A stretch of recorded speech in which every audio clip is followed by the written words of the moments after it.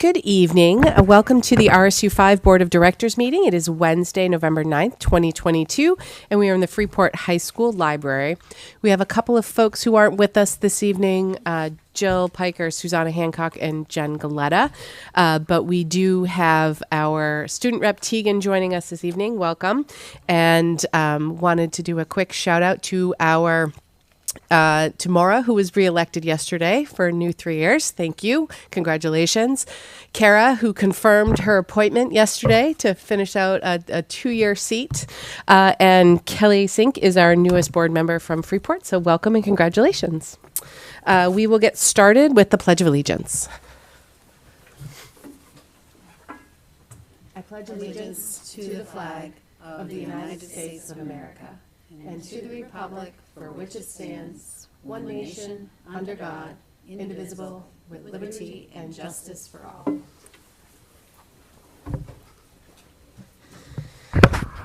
Okay, so do I have a motion for consideration and approval of the minutes from the October 26th meeting as presented, barring any errors or omissions? Maddie and Beth, thank you. All those in favor?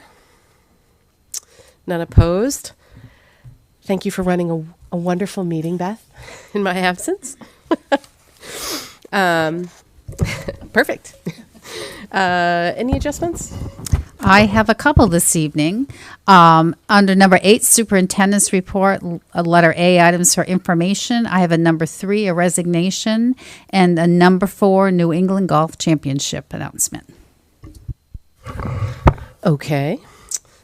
So we will move on to item 5, good news and recognition, and we will start with our student rep, Tegan. Okay, so yesterday the Freeport High School Interact Club started sponsoring a Thanksgiving food drive for Freeport Community Services, which will go on until the 18th. And the girls field hockey placed second in states, and our football team is going to their state semifinal game this Friday at 6. We had our homecoming, which was fun, and the Freeport Musical's opening night is tomorrow at 7, which is Shrek, and it will be going on till the 13th. And then next week, the Makers Fair is happening at our school, which is when students, teachers, and staff can sell their homemade items. And this will be Wednesday, November 16th from 10:30 to the end of the school day at 2:30. And parents can come in, or anyone can come in during this time and just shop and, buy any of these items. So that's what's been going on. Awesome. Thank you. Sounds like a lot is going on. That's wonderful. All right, so we will move on to good news from Freeport Middle School, Principal Grogan. They're going to turn the projector on.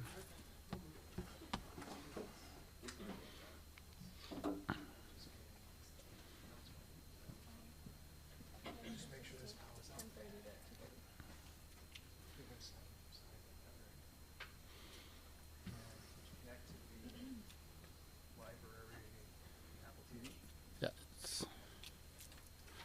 Just waiting for a code to pop up as soon as it gets on. No, it'll power up. Yeah. See how I can do? It won't take me that long to guess. There you go. Get 1,000 possible combinations. 10,000. Must be a math teacher.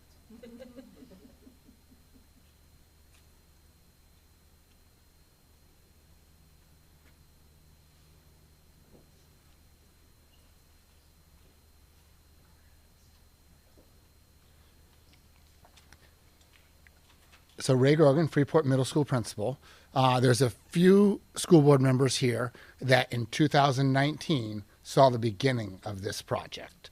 And Elaine Dupre, with an immense amount of passion and dedication, came here and presented the start of this project. And remarkably, with all of the rules through COVID and everything, we've been able to keep this project still going. And it's gone in some different directions than we would have ever anticipated when she presented in 2019 to you. I'm going to come back. I'm coming in to kind of give you the update and the condensed version of it. So not as quite as much detail as Elaine did. She did an awesome job when she was here. So our 7th grade STEM classroom has been doing work with the clams and the clammers in town, and that's been the main focus. But then on the other sides, growing kelp to help, and figuring out how to get rid of green crabs in there because they're all interrelated is something they've been working on for 3 years now. And this just talks a little bit about what we have going on in the community, what we did, and what went through the whole project with it.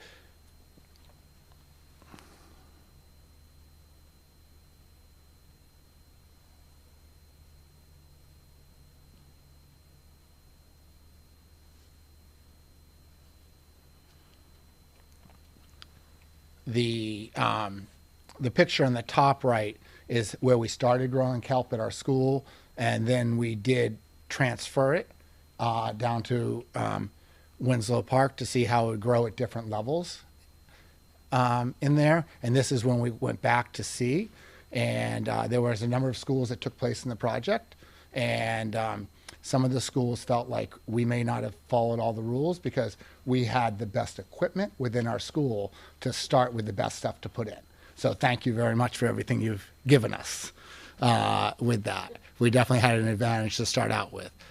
This is kind of the classroom approach that she took with the kids. When they're, and you're going to see, the picture started with no masks, moved to masks, and then they're going to end with no masks through this. And this is really how she did it. She really found a topic that she thought the students would have interest in, make sure it was kind of a real world problem that there was real world solutions to that we could help be a part of. And she has partnered with the Down East Institute and worked with Dr. Brian Beal to look at the research and the numbers. So in 2019 is when we first put some clam beds into the 3 different intertidal zones and started looking at the kelp in there and worked on crab identification there. So that was our first year.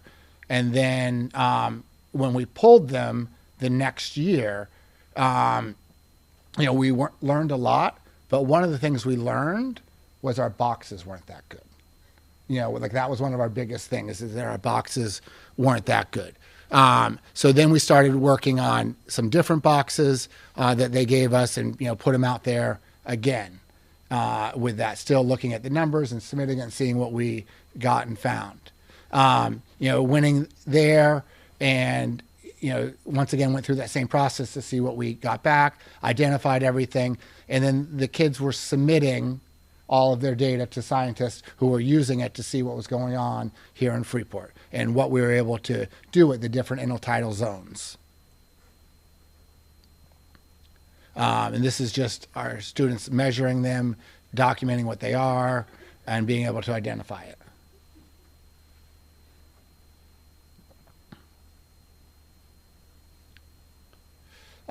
We did, because we weren't always confident that we were going to get back out with the rules changing, we actually froze stuff so we could continue working with kids. This is just some of the data that was submitted to the scientists that the kids collected. And then this past year's group really focused on the boxes even more, because we still felt like the boxes weren't giving us enough of what we got. So the kids did a lot of studying on what the boxes could look like. And this time, instead of getting boxes after their study, they built them and then put them in. So this group, this year's current 8th graders, this is the 8th graders. They built these boxes last spring. And then our kids, and this is their project there, with just talking about their process that they took, and they're kind of writing up, this is all student work.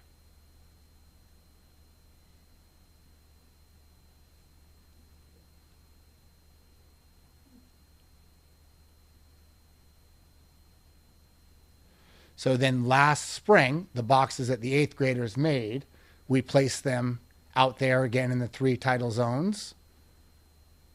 And then last month, we went out there and pulled them all, and now we're collecting the data on what we pulled. And this is just some fun pictures. First thing in the morning before they had the rest of their Yeah, exactly. Then they go back to math class after that. No, they went down for 2 days and did that on a whole bunch of different stations where they were learning about other things besides just doing this with the kids, with the teachers. This was one of the 4 stations that they rotated through. So that's, for some of you, that's a snapshot of kind of what's gone on over the last 3 years. Some of you saw the start of it and kind of see where we had no idea that we were going to go into building boxes when we presented, in 2019. So that is just a snapshot of one of the ongoing projects we had. And the other thing I would add is it's been really nice now kind of getting back to the things that we've all done before getting, having the COVID in the schools, where our 8th graders went to Acadia this year. Our 6th graders are off to Kiev next week. Fab Fridays are back, socials back. So it's really nice. And this is one that actually had to never go away. But that's just what I want to share with you. Any questions about the project?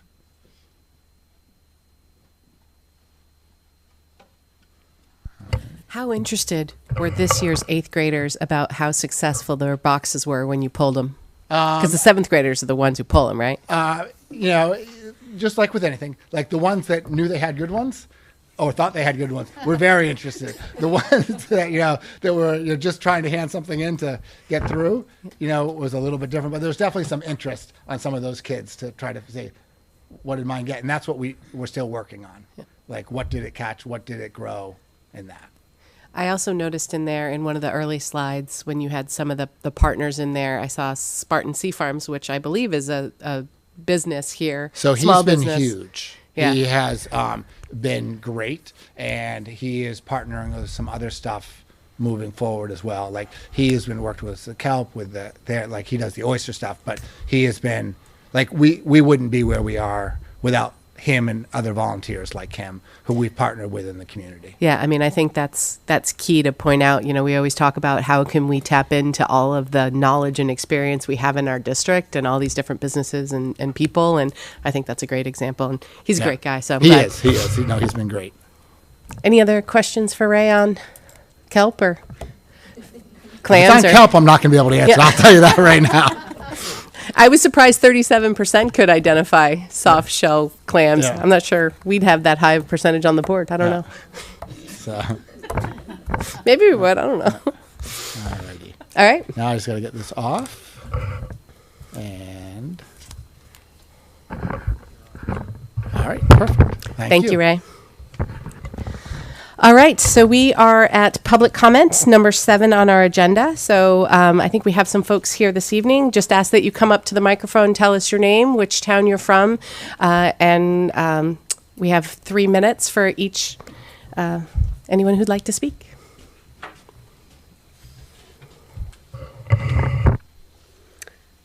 Tar McDonald, an RSU5 Freeport parent. I hope I won't take 3 minutes. I'm here to just quickly report back regarding the results of the meeting with the safety committee. There was a lengthy discussion about Alice, the active school shooter response training, and I wanted to let folks of our district know that that my children are not able to opt out and that their children are not able to opt out as well, regardless of mental health concerns that parents might have during their child's education here at RSU5. Even though research really suggests that active school shooter drills are not only ineffective, but also shown to have a negative effect on the mental health of students, increasing anxiety, depression, and thoughts about death. As a mental health provider in our community, I continue to feel the need to share this information. What I found from my meeting is that our school will make accommodations, and so I encourage parents to reach out to their school administration to figure out what that will be. To be honest, I left the meeting with the safety committee feeling really sad, and currently I feel helpless and pretty disappointed in our district. Primarily because our safety committee is willing to disregard the recommendations of the National Association of School Psychologists, which recommends that parental consent should be obtained. I also felt really sad that our safety committee believes that students should build muscle memory and that drills will provide this. I really would still appreciate the research that the safety committee is using that supports this perspective. Finally, there continues to be a lack of transparency with parents in this district, and I'll continue to point this out until our district corrects it. Today at Moore Street School, we had an ALICE drill. Moore Street School parents were provided an email that a drill had occurred, and I believe that this was only because the safety committee did respond to my concerns about communication. We were given a script that was used, but what they didn't get was that this was an ALICE drill, an active shooter response training drill. I don't understand as a parent, if we are going to do this drills, if you have adopted ALICE, why you actually won't use the words. Why won't you use the words? Why won't you tell them? So finally, my next steps are to meet with an attorney at Murray, Plum & Murray to really explore parental rights in this respect. I'm working with Chris Costa from Channel 6 News to increase parental awareness across our state. And finally, to meet with the Department of Education to figure out how we as a state will make policy change regarding protecting student mental health as it relates to active shooter drill. And as always, I will report back at the next school board meeting when I have more answers. Thank you, Tara. Anyone else? Okay, so we will move on to number 8 on our agenda, report from the superintendent. Thank you. Item number 1. I'm pleased to announce that Freeport High School's boys cross country team, they are the Class B state champions, which is quite an amazing feat. And I would like to announce the names of our students on that team to congratulate them. Alex Gilbert, Henry Horn, Ian Moore, Connor Smith, Will Spalding, Teo Steverling Horn, and Portertown. Congratulations for a phenomenal season. Number 2, I have a resignation to announce. Danielle Gismonde, Childhood Education Coordinator for Freeport Community Services, Community Programs, A resignation, Kelsey Donahue, Educational Technician, Moore Street School. And number 4, we have another champion among us here at Freeport High School. Eli Spalding won the New England High School Golf Championship. So not only from the state, but New England, which is phenomenal. I'm not very good at even putt-putt, so I can't imagine playing 18 holes of golf. So congratulations to all our student athletes. And that's the end of my report. Good night for the Spalding boys. I don't know if you guys know, Eli and Will are twin brothers. So one was on the cross country team and one was the all New England golfer. So congratulations to them and to all of our amazing athletes this fall. And I guess the only one still going is football, right? So we'll all keep our fingers crossed and cheer them on Friday when they take on, I think, Lisbon. All right, so we will move on to number 9, administrator reports, and we'll start with goal reviews, and we're going to start with community programs. Peter Wagner.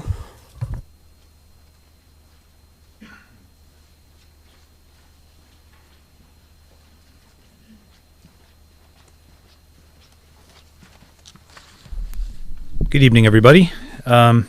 It's been a really good year in community programs. We've had a wonderful bounce back in our programming and attendance in our programs, especially on the youth side of things. Adult programming has not bounced back quite as much as we'd like, but that's a statewide phenomenon right now, if not nationally.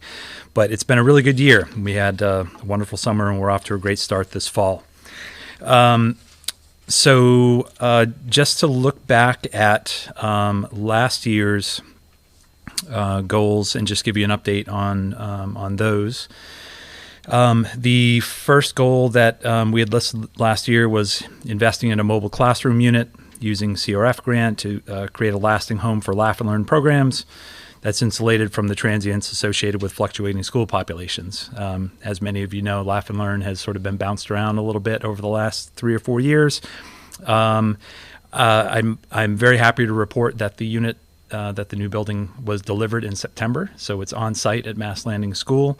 It looks great, but it has no stairs, it has no ramp, electricity's not hooked up. We have a lot of work still to do. So the goal that was stated for last year was to have it ready for the first day of school, and it's just been a number of things. It's been permitting with the town that slowed things down. It's been sprinkler design. It's been ADA compliance. It's been unexpected electrical hookup issues, supply chain, transportation. I mean, it's been everything. So I'm not sure when we'll be in that new building, but it's there, and we're ready to go when it is when it is licensed. So anyway, it delivered in September of 2022. Lots of delays with hookups, and so we haven't been able to have any of our inspections done for DHHS childcare licensing, or just the basic fire marshal's occupancy inspection. And then the other piece that I'll report about that is that we also learned, it was a little bit upsetting and embarrassing, frankly, that we really were focused on the square footage of the facility and how many children we could have in there based on our childcare license. There's also a 20 children per flush regulation that we overlooked. It's never been an issue for us because we've operated in school buildings. We didn't even know it was there. So when we go into the new unit, we're going to be limited to 40 children, which means that we are oversubscribed. So that's created a little bit of an issue for us. It's an administrative issue. For families, it's a big issue because some families will be losing their aftercare as a result.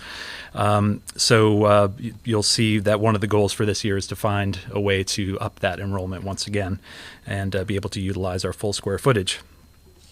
So all of that to say, that first goal did not quite get accomplished for this year, unfortunately, but we're still working on it and doing everything we can. The next goal that I stated for last year was improving the effectiveness of core community programs offerings and adult enrichment, laugh and learn, and recreation programs. I used the word bounce back earlier, and we are still bouncing back from the pandemic and the COVID era. And so just the measures and the indicators and how we looked this year against that goal. In fiscal year 21, in adult programs, we had just 46 adult participants. Out of the 46 classes that we offered, only 12 of them ran for just a 26% rate of running our programs. In fiscal year 22, we went up to 331 adult participants. Of the 56 classes that we offered, 42 of them ran for 75%. So that's great. That's market improvement from one year over the next. But just as a point of comparison, prior to the pandemic, a typical year's worth of participation in adult programs was between 800 and 900 people. So we're still way behind where we were prior to the pandemic. But again, that's very specific to adult programs. Our youth programs are jamming; they're full, summertime, school year, everything. So that's good news. And I hope that this is a good sign that we'll continue building back to where we were. We were not able to, primarily because of staff transition, we were not able to elevate our QRIS rating for our Laugh and Learn centers up to step 2. And also this was written before I fully knew that we were going to be leaving Moore Street School permanently, or at least for the time being. But one of the goals that is here is running more programs in Durham and increasing the number of participants from Durham Community School and programs that we ran in Freeport. You'll see in fiscal year 21, we had 11 programs out there with 89 participants. We upped that number slightly in the following year, 13, but we had 171 participants, so the number of children involved was much greater. And we also worked out a really wonderful deal with Will Pidden up at Durham, where he has the latitude to look at our after-school community programs and to treat them the same way that they do with athletics. So there's an early bus, a little bit of an early release for instance, football and field hockey athletes from Durham School. Will is now willing to look at our programs on a case-by-case basis. And if a family says, hey, look, I really want my child to be in this program in Freeport that's not offered in Durham, he can give them that same early bus privilege to come on in to take part, which is great. So it definitely improves their participation and just equity across the boards for our programming. So I'm very happy to report about that as well. And then in regard to our summer melt or post program and college success over the summer, a little bit flat there. We had 5 students who persisted in fiscal year 21, still at 5 for fiscal year 22, and of the 4 Freeport High School graduates who took part in the college success course that we offered this summer, 2 out of the 4 persisted. So not super numbers there, but it wasn't from a lack of trying, that's for sure. And we're going to continue on with those programs this coming year as well. That may be more than you wanted to hear about last year's goals, but are there any questions before I move on to the current year? Maura. What does flushes mean? What is what? I'm sorry. Flushes? Oh, That's what I assumed. Toilets, Yeah, yes. number of toilets in Yeah. the unit. Yeah, Yeah, okay. sorry. That's what I assumed, but I just wanted to just make sure trying that. to be polite. Thank you. Well, yes, that's nice. Thank you for Yeah, clarifying. sure. And then maybe it's in the goals for this year, and if so, I can just wait. But I was just Yeah. wondering about the families losing their aftercare and when that's going to happen. And Yeah. So, I tell you what, it is in the goals for this year. So if it's okay, Maura, I will get to it then. Any other questions before he moves to this year? Okay. Yeah, just for the uninitiated, could you Yeah. explain what the summer melt program is? Sure. So Summer Melt is sort of the in-house name for a program that, and we call it here locally in Freeport, we call it POST, P-O-H-S-T, Post High School Transition Program. What we do is we work, it sort of grew out of our involvement with the, what used to be called the Dropout Prevention Committee, which is now called Boost. We're looking to have some, names for these programs that carry a little bit less of a negative slant in the way they read. And so we work with our partners here at the high school who are able to point out for us high school seniors here at Freeport High School who are absolutely on track, not just on track to graduate, but who have aspirations of going to college and have the chops to make that jump and go to the next level, but perhaps they don't have the support system, or there's some impediment and concern that between graduation day in June and starting college in August or September, that they won't have the bandwidth or the support in place to do all the things that they have to do with their chosen college. So whether it's registering for classes or taking care of just having the checklist of the things that are required before they're allowed to set foot on campus. That's where our counselors, and Katie Bezier is our adult ed coordinator. She really has carried that ball for us. And so it's basically, it's being a counselor, a mentor, a big sister, just to help these students find their way.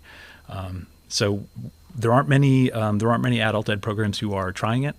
We've sort of piloted it for Hub 8 in Cumberland County, and we're looking to grow it. We're going to stick with it, but some mixed results. I'd be happy to talk to you more about it. Yeah, sure thing. Maddie.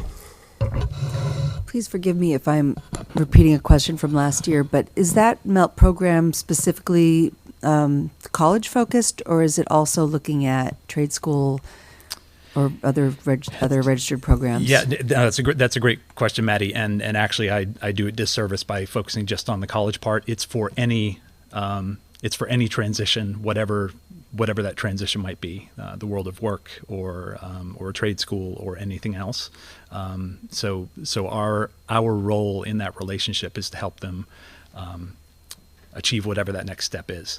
In our case, it's been college. We haven't had others who have done other things, but if those students are pointed out to us, we'll take care of them. I was kind of hoping that 2 out of 4 number, I mean, it looks like a failure. We failed to help them make this next step, but I'm kind of wondering if there were other steps that were taken that maybe just they've veered from the path we thought they were on, but are still positive steps for those people. Right. Sure. Well, and actually, the 2 out of 4 that you're referring to, it's a college success course that is when students go to one of the community colleges in Maine. There is and of course, I'm forgetting what it's colloquially called on the campuses, but there's a required college success course that students have to take at community colleges in their first year, and they have to pay for it. We've been authorized, and Katie has been rightfully authorized to teach that class in the summertime to students for free. So they're going off to community college, and it's an opportunity for them to just get one of those requirements out of the way free of charge early. And so that's where it's tough. We can't chase them down. We can't go and knock on their door if they're not at class. So we're a little bit dependent on them to step up and be there. But yeah, I'm not. None of us are happy with 2 out of 4.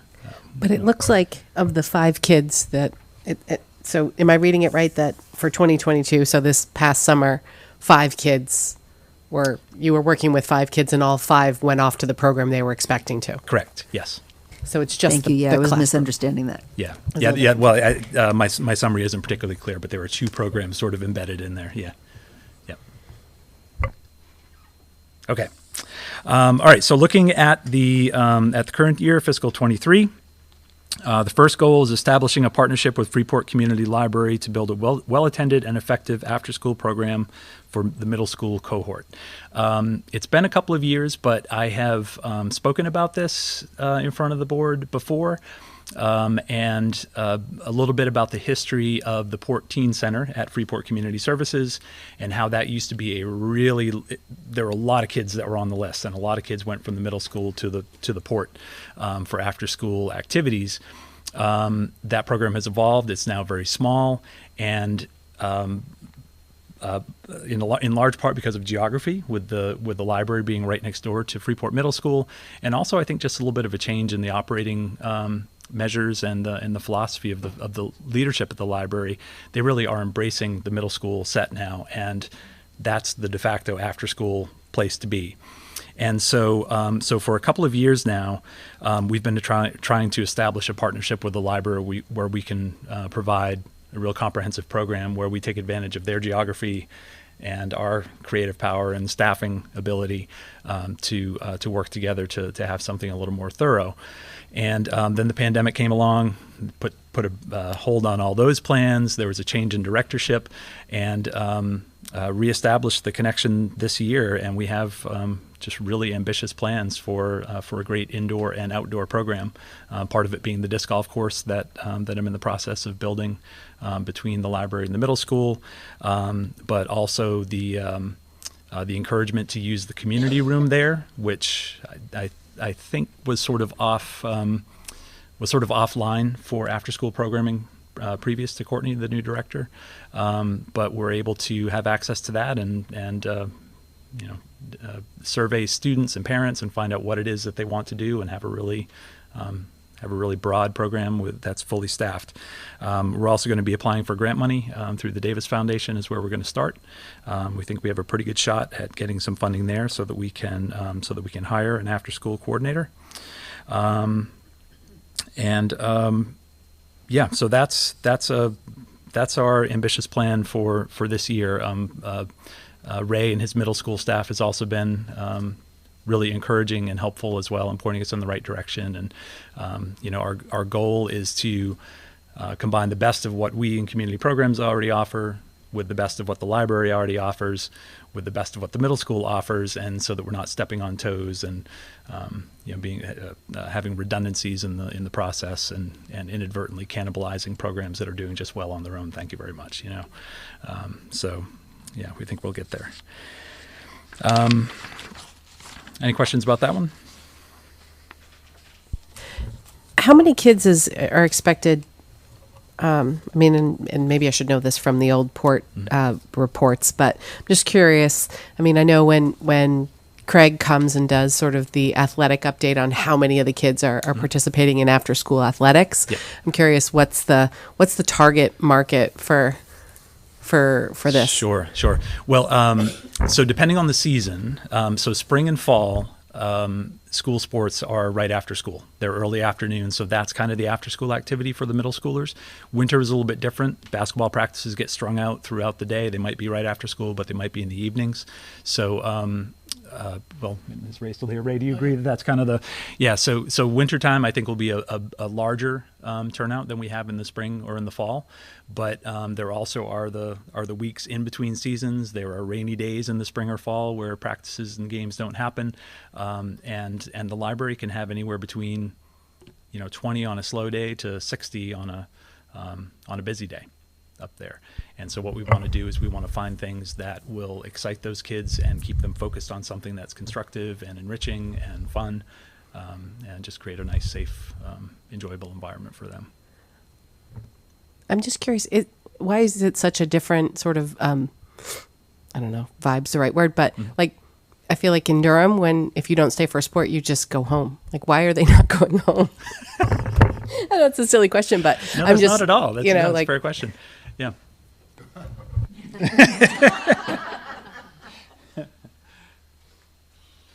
I wondered the same thing. I think it's the uniqueness of being in the downtown. And what we find is that a lot of our kids really want to just wander downtown. And for most of them, they're not quite ready to do that unsupervised. So we do provide after school kind of supervision for kids to stay there between, the field hockey practice, football practices later in the fall, lacrosse in the spring, and basketball in the winter. But the majority of kids who are staying after school will go over to the public library and go in. On a nice day, some will also go into town.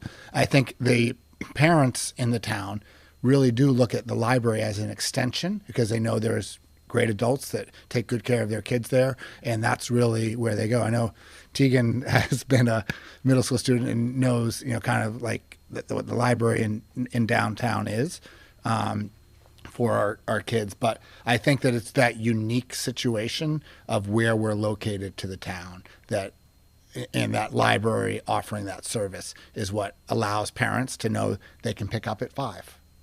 And I think that's one of the reasons when the port put in some pay for programs at our school, the parents were like, it didn't go over as well. But now partnering with the library where the kids are going, I think it's going to be really good. and that's a good point, right? Because the sports, even if they're right after school, the ones that have kids from all 3 towns, the Durham kids don't get out of school until later. So there's that hour gap between when Freeport Middle School gets out and when practices would start anyway, right? So, No, there is. So so like our field hockey team doesn't start until 3:30. The same with our football team.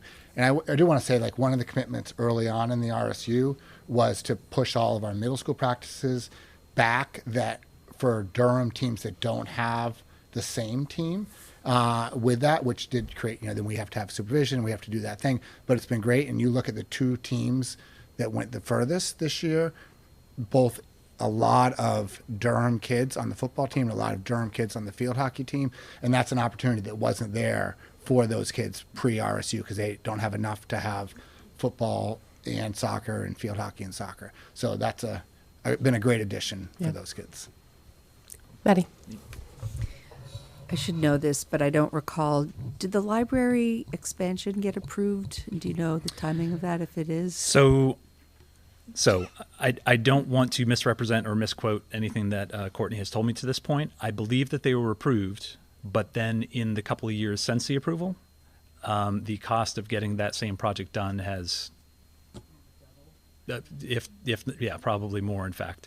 So they're bringing it back to the design phase or to the visioning stage,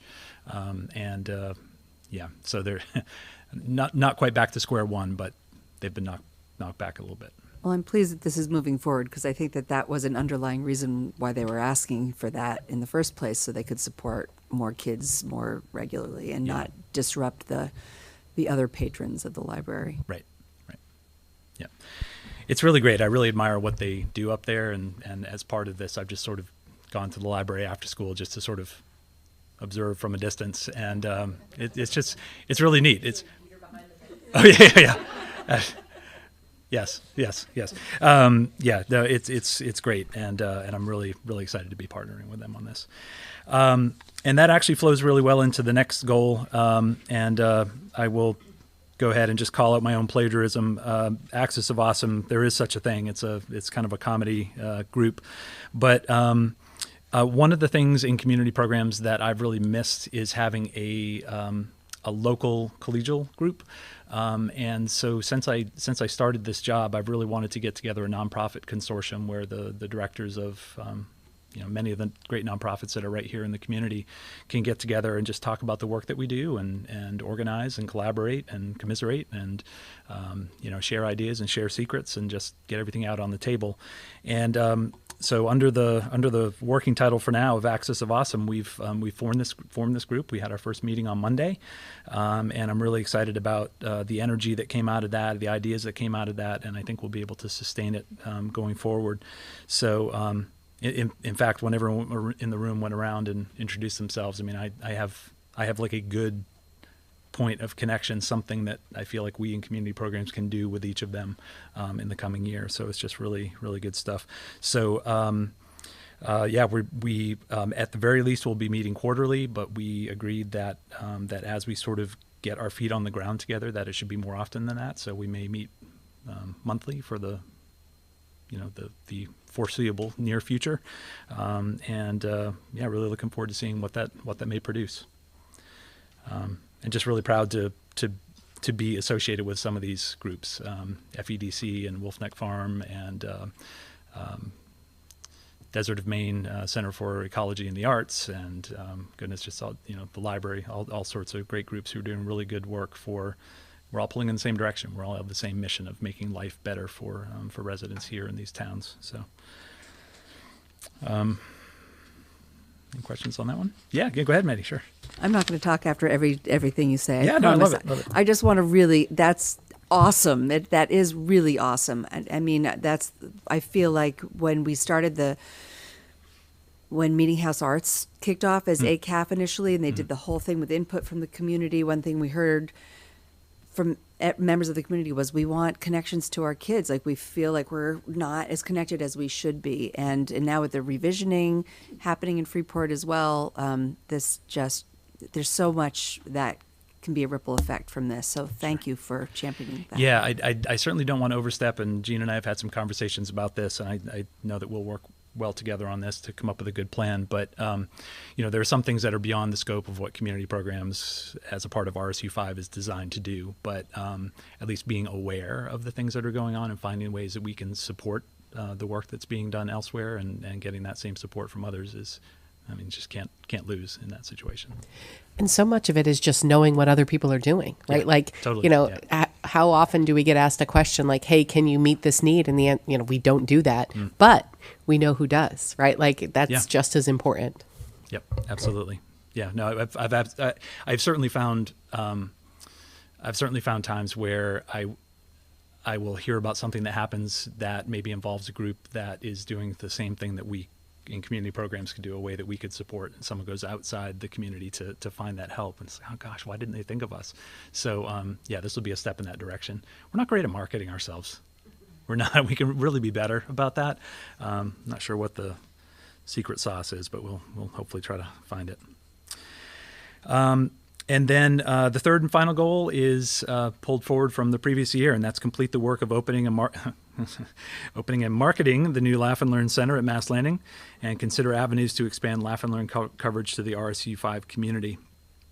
Many of the steps and the evidence of effectiveness are basically the things that we know are ahead of us, in the near future to get our licensing and get our occupancy certification.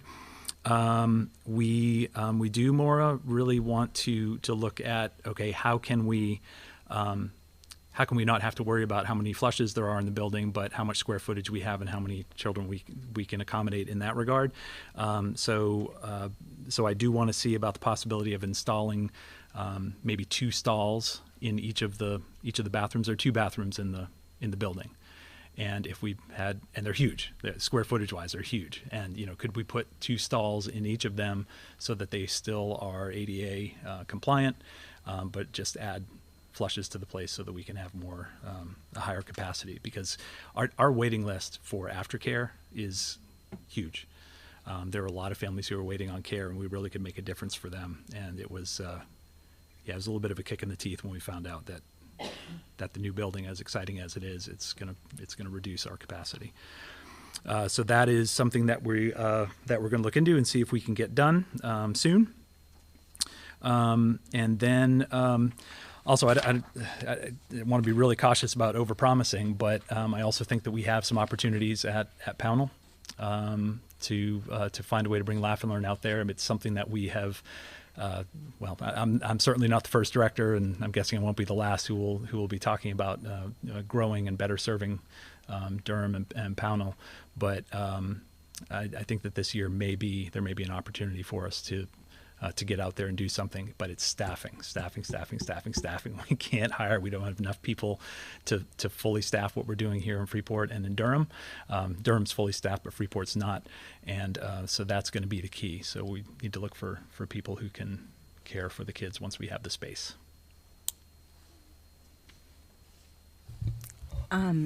What is the maximum amount for the square footage of kids In Pownell? No, Oh, for sorry. the Square footage, we believe it's going to be 25 per side, so 50 for the building as opposed to 40. Okay, so it's just 10 that are losing the care, not just, but it's 10 families that are losing. So right or now, potentially. So there are some days where we are full. There are some days we're close to full. There are some days we're oversubscribed, and also families aren't there necessarily. Some families are with us 5 days a week, but a lot of families are just Monday, Wednesday, Friday, or they have 2 days or something like that. So there are some days where 3 families have been told, like Mondays, 3 families have been told, I'm sorry, but once we open the building, there's not going to be care for your child. The high number, I think, was 6 on Wednesdays or Tuesdays, perhaps. So, yeah, somewhere between 3 and 6 each day. So I just have to ask, how do you decide? Because it just feels, and not to really put you on the spot, but it's it's a tough situation. And, I know that the daycare crunch is really affecting a lot of people. And it's just so hard to spend all this money on, this great, place that now it's going to limit what we can do. Yeah. And so, I know it's in your goal to work on that, but it's, so. Yeah, no, it makes me physically ill, Beth, really. It's not a good situation. And, to answer your question, we used a number of factors to try to figure out, okay, who might lose care when. It was largely based on timestamp. So when did the person register? We had a number of people who, 3 weeks before the school year began, were grabbing the last spots remaining. Part of it was the number of days per week that they requested, and we also made it such that there's no family that loses all of their care. So we, distributed the pain, I guess. That's helpful. So thank you, Peter. That helps a little bit Yeah. to, obviously it's a tough spot. So thank you. It's uncomfortable. You bet.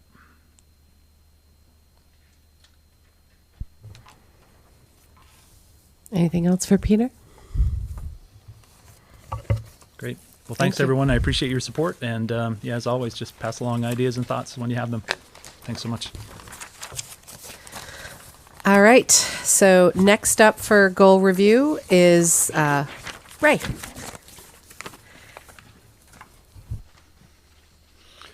Ray Grogan, Freeport Middle School principal.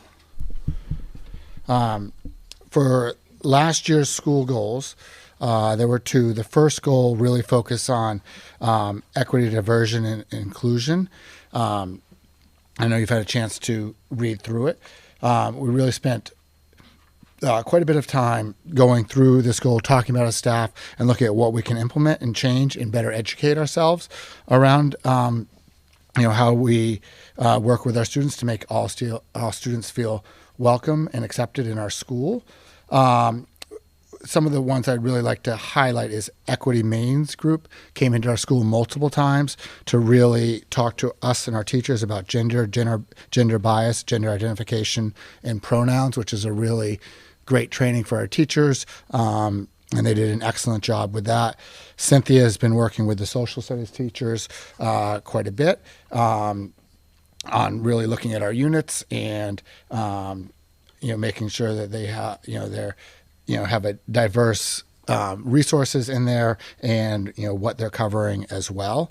They are one of the things they're doing tomorrow, continuing with that. So that has been great. Most of the, actually all of the schools worked with Teaching Tolerance, which was a group that came in and trained some staff members and administrators on how to lead and have difficult conversations around the topics. And then we also had several PLCs, book groups, and trainings that all of our staff took place throughout the year. And I think it's kind of a theme that has always stayed with us now when when we're making decisions, reflecting back, all right, how does this reflect back to some of the things that we've learned or some of the things that we may be doing differently. So it's definitely some learning that has stuck with the teachers and myself. So that has been great. The other goal was working on bringing the Freeport Middle School in line with responsive classroom. When we put in our advisory program a number of years ago, we worked on aligning it with developmental designs. At that point in time, there was not a middle school responsive classroom program with that, and now that they do have a middle school responsive classroom program, we started implementing some parts of their program, especially in our advisory program.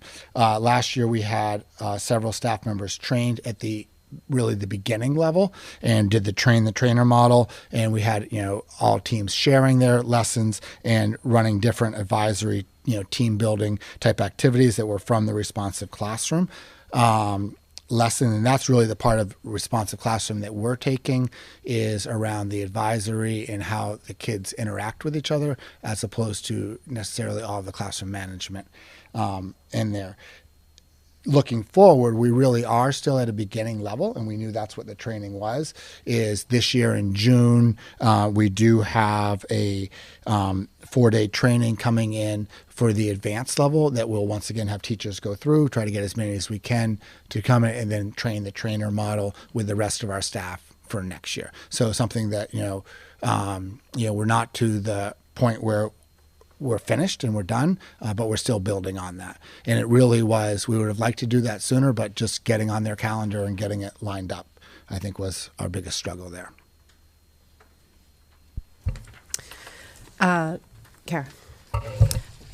You mentioned train the trainer for the responsive classroom training. Is there also something like that happening for the DEI trainings that have happened? Or what percentage of teachers have gone through the trainings that are listed here? So the ones with Equity Maine, everyone did. Like, that was during professional time that we had in there, so everyone went through that.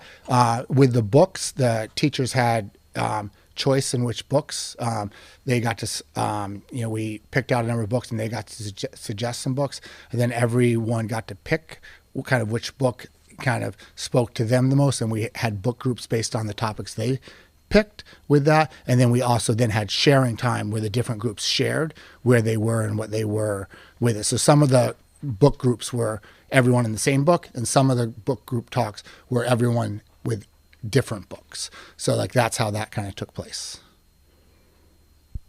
Maddie. Thanks for including on here the specific training around use of gender and pronouns. I just wanted to just piggyback on that for a moment to comment on it, because at the conference, what was it called? The conference we just went to, superintendent and MSMA conference. Jean and I attended a session held by NAMI Maine. It was a suicide prevention session, I believe. And I was surprised how much time the presenter, devoted to the use of pronouns. And I think sometimes we think that the use of pronouns in the classroom is kind of a hot topic and maybe it's going to pass.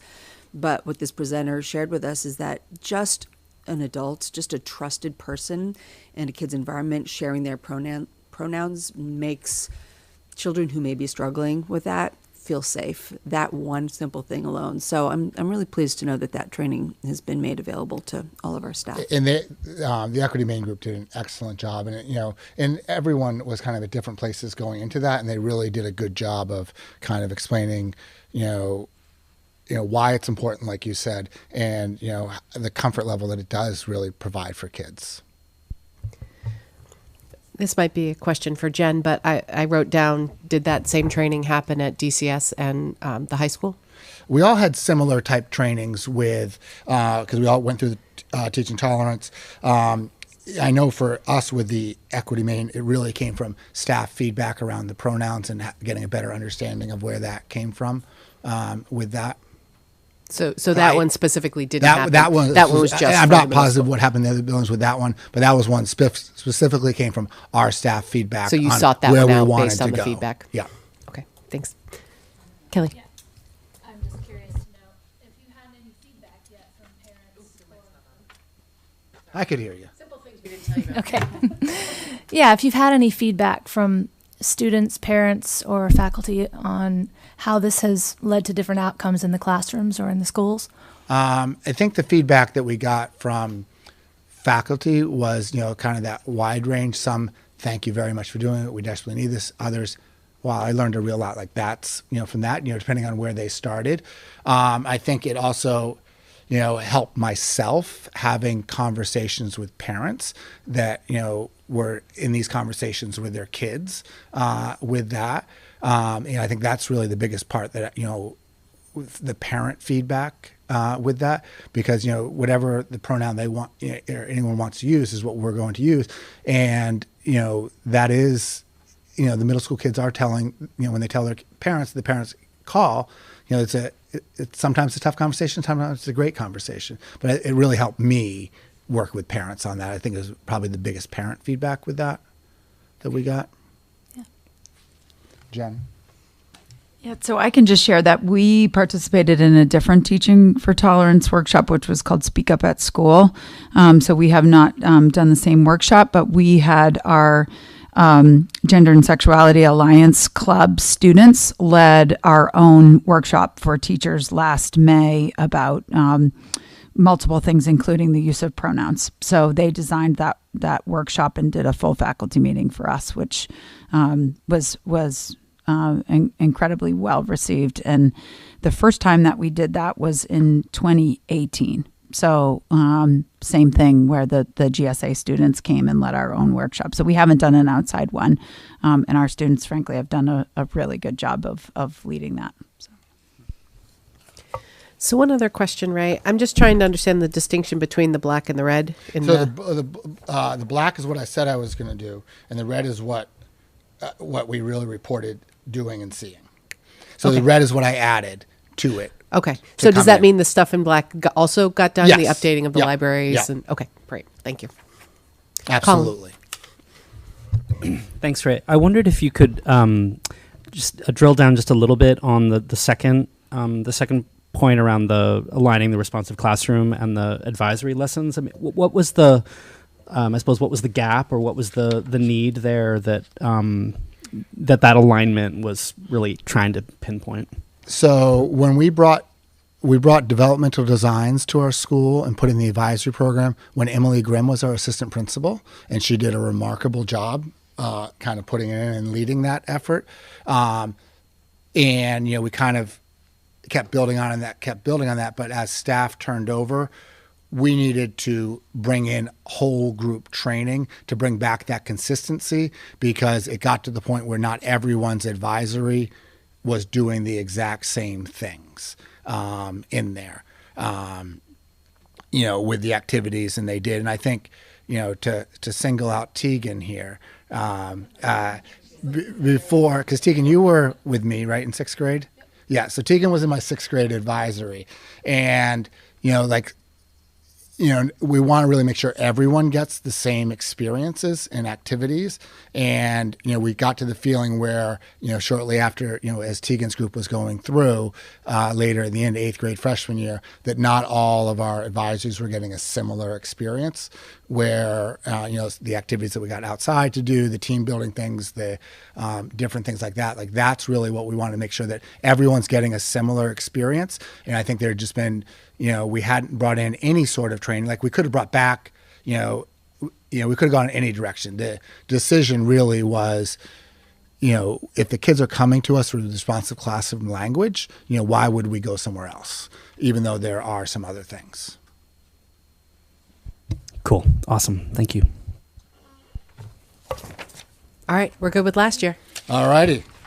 So this year, as easy as it was 2 years ago to come to you and say that our goal is hybrid learning, because that was, right in our face when we had to do it. And we knew that was going to be our goal. The way, the ESLO, our English language learners, at the K-5 level, they cluster, a lot of the ELL kids together and work with them, and it limits the number of teachers, that will have the ELL students. The way the middle school schedule works at both schools is they have every teacher, because everyone has the same language arts teacher, everyone has the same math teacher, everyone has the same social studies. So we have every single teacher basically really needing to learn how we're going to instruct students that we did not have great experience with. This was not something we were strong at 2 years ago. We had very few ELL students, and coming in really at most of our students are coming in at a level 0 or 1, which is not very much English at all or no English at all. So it's really been forced us to really focus on our instruction and how we're providing instruction to our ELL students with that. And when we talk about our teachers really want to do a great job and are working very hard at it, but one of the downsides of that is the level of stress they put on themselves to make sure they're doing it. And just like with hybrid learning, we heard about teacher stress, teacher stress, teacher stress. We're feeling that again at the middle school with that, because they want to do such a good job. And I just keep telling them, you're doing an amazing job, with it. I had one volunteer who had worked with one of our kids in August when he first got here, came into the school the other day, and I said, you got to come down and talk to this kid. You got to hear his English. And he couldn't believe, the level of English that he was able to have a conversation with him. So they're really coming a long way, and we're getting there. But it's really been a lot of work, for our teachers. Just like example, tomorrow at the PLD, if you look at the in the second column, creating the phase progression of learning targets for students linked to their WIDA and NWA data. So all the kids have taken their WIDA test, which is the state required test for English language learners, and we have those results. And so tomorrow we have a chart with our students in it with they might have a 1 in listening, a 2 in writing, a 1 in reading, but a 0 in speaking or a 1 in speaking. And then we have linked to that, all right, what are the expectations and the skills and then they have, and what should we be working on? So that's now that we have just gotten the WIDA data back, we're presenting that to staff tomorrow to talk to them about it with everything linked, so they can just click into the spreadsheet and say that, this kid's here, this is where they should be, this is what I should be working on. And then we'll take that, and they're bringing a unit with them to then look at, all right, their unit, and how am I going to modify that to work on the skills that they should be working on. So that's an example of how that's going to take place tomorrow during the professional day with our teachers.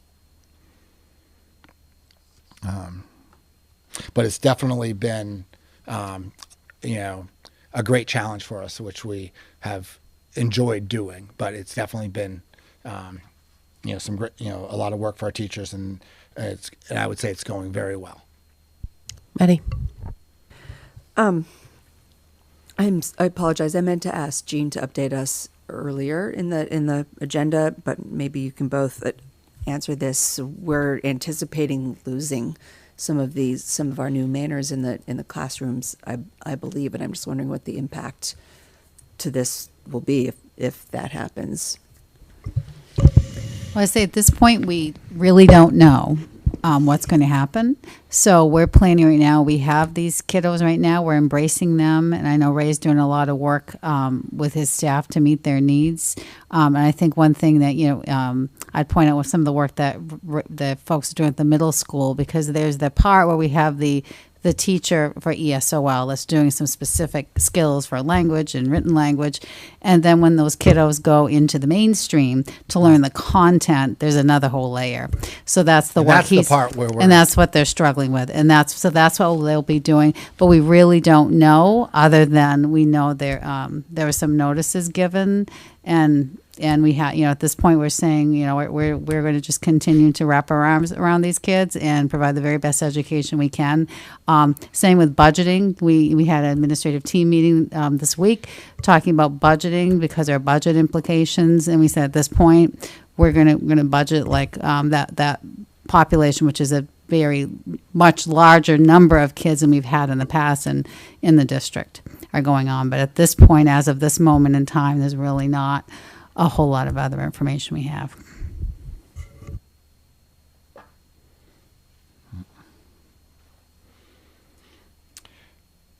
And then the second goal really comes from the surveys last year that went out, and really looking at communication coming from the middle school, and looking at, we've talked to the teachers, and we've added a program that the schools have started using called Bright Arrows that will link to Power School. We just got it linked to Power School this week for our teachers to work on sending out more frequent communication, just updates of what's going on in their classrooms.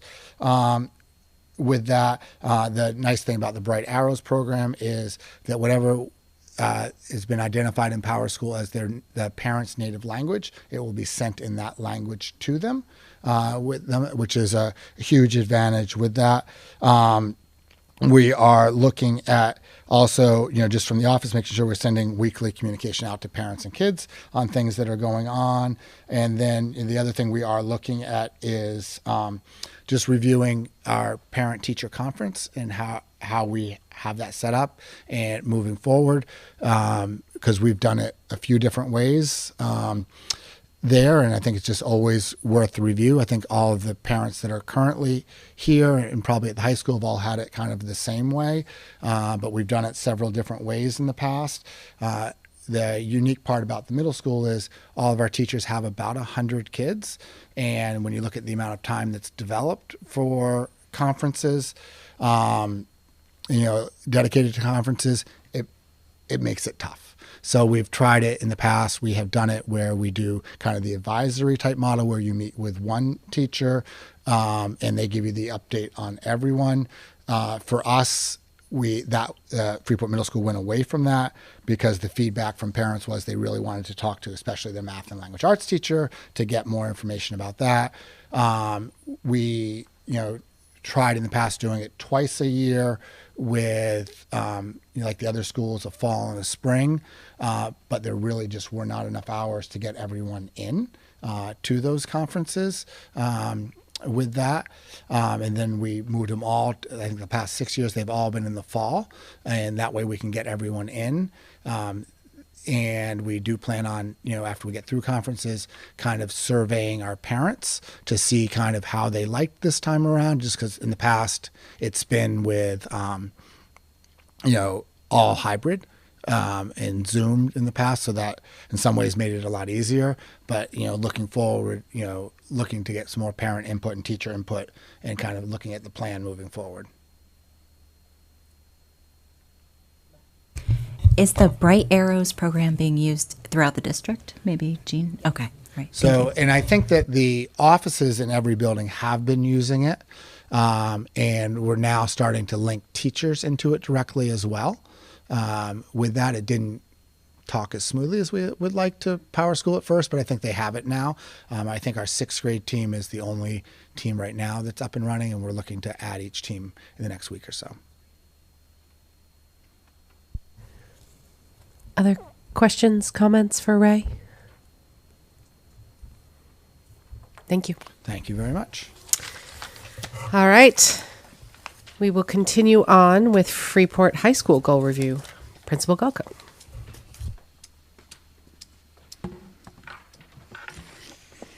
Good evening, Jen Gulkel from the high school.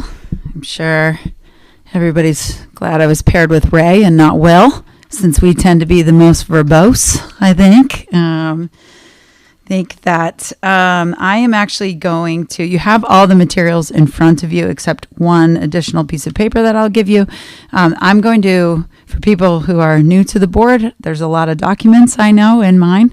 And so I'm going to project, but you have everything right in front of you. I just think it might be easier to see it and it's in color and kind of follow along as we go. That's Ray. Hey, Ray.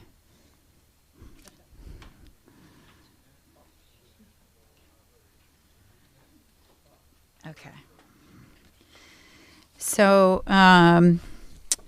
I'll begin with talking about my goals from last year and starting with the strategic plan. So I think that some members of the board know that it's been quite some time now. It was the summer of 2015 when the leadership team from the high school decided that we were going to make our own strategic plan to just help narrow our focus and set really clear goals for what we were working on in terms of academics and instruction and community connections and student support. And so each year, since 2015, the leadership team meets in the summer, and then we reflect on throughout the year on the progress that we've made towards the action steps of the strategic plan. And then we create a new document, which are action steps for that current year. With the idea of, we did not want a strategic plan that was just a document that lived somewhere, but really something that we could take action on each and every year and monitor progress and growth on that. So as I click on here. The first document that you have kind of outlines the larger strategic plan, and so that's what really kind of outlines what our major goals are. I'll make this bigger too, and this is the document that we had created in 2015 to 2020, and then we have updated this, that this is the strategic plan until 2026.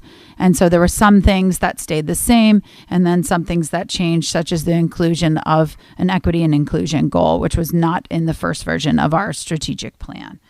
And so what you see, and I'm sorry for those of you who already know this. So what you see in the document is there's more details about what our long-term 5-year plans goals are for the strategic plan, but then specifically what these action steps are that we did for the current school year. Sorry, I'm on the wrong document. And so what I tried to do is on this document, so, and I know that Ginny has things, page numbers for you. So this is right in the middle. What I tried to do was just to highlight some of the specific progress that we made and things that we worked on towards these action steps instead of going through everything. We do try, of course, to work on every single one of our action steps and then reflect on those throughout the year. I think that last year presented some unique challenges for us in terms of the impacts of COVID that we that continued into the school year. And so there were some things that the leadership team decided that we were going to be more focused on, and then we were going to other things that we were going to move into the action steps for this year. And so I'll just kind of highlight a couple of things that we really were dedicating a good deal of time and energy to last year. So in this first part where it's engaging instruction, the second bullet that's there, when we were working on cognitive engagement strategies, that was with the goal of having really concrete strategies that teachers are implementing into classrooms that push each and every student to be wrestling with the task or the information that's at hand.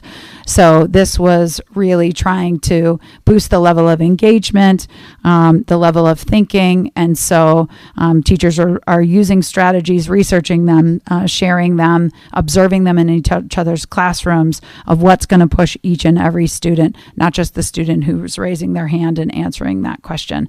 So that was something that what we tried to do was have that be a continual focus throughout the year for every department. So we started in the summer with a workshop that about a third of our teachers attended. And then throughout the year, we had different workshops that led down to teacher observations, and felt like we made a great deal of progress there. That was something that we wanted to see in classrooms when we were walking around and observing. Shifting down to purposeful assessment, one of the things that we worked on, the first bullet, is really trying to have more building of common assessments. And so our teachers for a long time have been using common standards, common learning targets, but in some classes, in some of the same level of a class, the assessments might vary. And we have really been working to align those to common assessments so that it's a common experience for students, but so also that teachers can collaborate on the data, that they can look and then think about what was the instruction that led up to that assessment and what was successful and what was not, and what needed to be revised.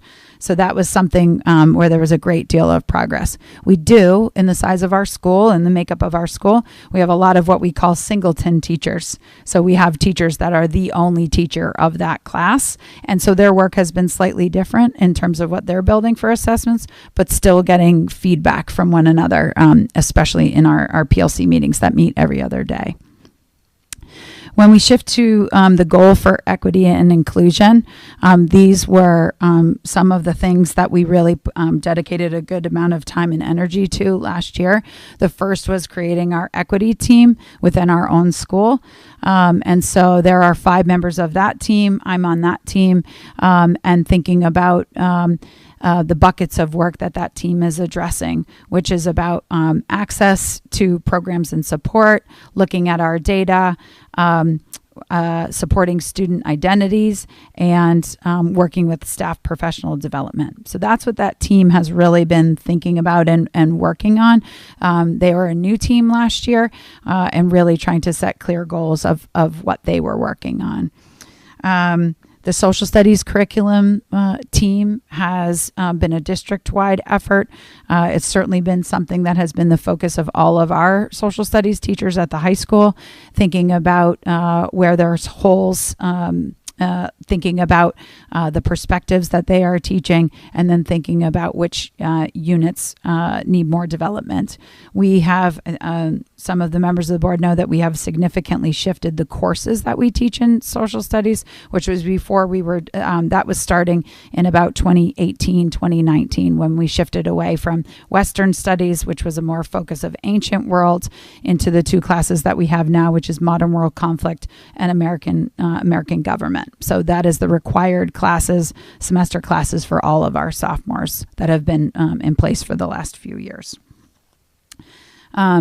We also developed the Student Leadership Committee last year, which was a new committee where we were trying to boost student voice and impact in our school community. This is a board of students that they do not fundraise, they don't plan events. They are really focused on school culture, policies, procedures, supporting students, and increasing student voice. And that was the work that the board has seen, that they partnered with the group Cortico and a woman from MIT to run the student facilitated conversations, code the data, and then present the data to to staff and the board. And those meetings were then also shared with students. I don't know how many students watched the board meeting video, but I hope that they did. Tegan, maybe you did. No, I won't put you on the spot. And then staff professional development was something that we were working on throughout the year, and really trying to have that be some things that were development for a concentrated group like the equity team and student issues. And then when we shift down into community connections, one thing that goes between community connections and support for learning and growth is our SAT team, which is our student assist team, that also links with Boost, which is the dropout prevention committee, and that we have monthly targeted student support meetings with the entire faculty, where we address students who are struggling. A team comes together to address what interventions to put in place for those students, and we also track the data of that. And we had and shared the data with the whole staff about tracking the improvements of those students who were in the targeted student support, particularly with attendance and behavior and grades, that we saw improvement in a significant portion of all of the students who were addressed in those meetings. And then, and I know that there was a question from the board about our schedule this year. One of the things that we changed this year, that we discussed at the end of the year going into the summer, was the addition of the success block at the end of the day. Something that has been a challenge for us is that and for any of you who know this building well, our bell used to end at 2:30, and the bus is pulled out of the driveway at 2:35. So there is not time to speak to a teacher. There's not time to speak to a peer, come to the office, nothing. I found that out the first time I was an assistant principal my first year, and then ended up driving someone home to Durham because I was just trying to have a conversation with a student. And so in addition to that, our Region 10 students have a very limited amount of time that they can access advisory, because the students who attend in the morning return at 11, and then they have a short amount of time to go and see their teachers. The students who attend in the afternoon are only in advisory for the first 10 minutes, and then they have to eat lunch. And also in advisory, students are not able to bounce around the building and just go see who they want, because we have this callback system and teachers have decided which group they are meeting with. They can't pop in. We also have 640 students, and it doesn't work for them to decide everywhere that they're going to go at the same time. But at the end of the day, they can do that. So they can, teachers are expected to be in their rooms from 2:20 to 2:40, and then students are able to access them at that time. And so we're seeing more and more students using that time. Some students leave right at 2:20, but that 20 minutes of time can be significant for kids who need to check in with teachers. And students who ride the bus now have at least 10 minutes. So the bus pulls out still at 2:35. And so they are able to go and speak to a teacher really quickly, or come to the office, or things that they need. In order to do that, we cut a 5-minute break that was in between periods 1, 2, and 3, 4. We had years ago put that break in, and we were not struggling with it. And in the past couple of years, that has become something that it was large amounts of students congregating with not very much or any supervision at that time, because teachers were going to their next classroom. So we decided, we had teachers that were frustrated that students were going down to the cafeteria and then arriving significantly late to their second block after the break. And so listening to that feedback, we decided to eliminate that break. And then we also reduced lunch by 5 minutes. It was still in the teacher contract of a 25-minute lunch. And we researched the high schools around us. And there was only one other school that had a 30-minute lunch instead of a 20 or a 25-minute lunch. And so we also heard feedback. I'm not sure if the board knows this. Our teachers in this building do not have supervisory duties. They do not do lunch or bus, or we don't have recess. It would be lovely, but we don't. They don't do supervisory roles like that. Our ed techs do. And our ed techs had given us feedback that there was behaviors at lunch that we were challenged with, such as in the last 6 or 7 minutes of lunch, students, between 100 and 150 students were standing at the door trying to come upstairs. I say it was because they were so excited for learning for their next period. They love when I say that. the combination of those things led us to feeling like adding the success block is something that would benefit our students and have multiple benefits for safety as well.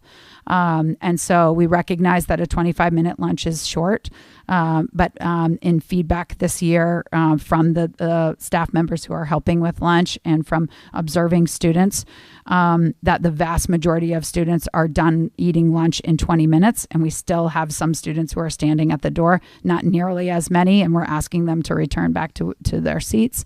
And so we do see that the pace is fast, but the pace at the end of the day, we are seeing a significant difference in students' pace at the end of the day, that we're not having students who have to run physically to the bus to make it there, and that teachers have time, because we don't start any faculty meetings until 2:40.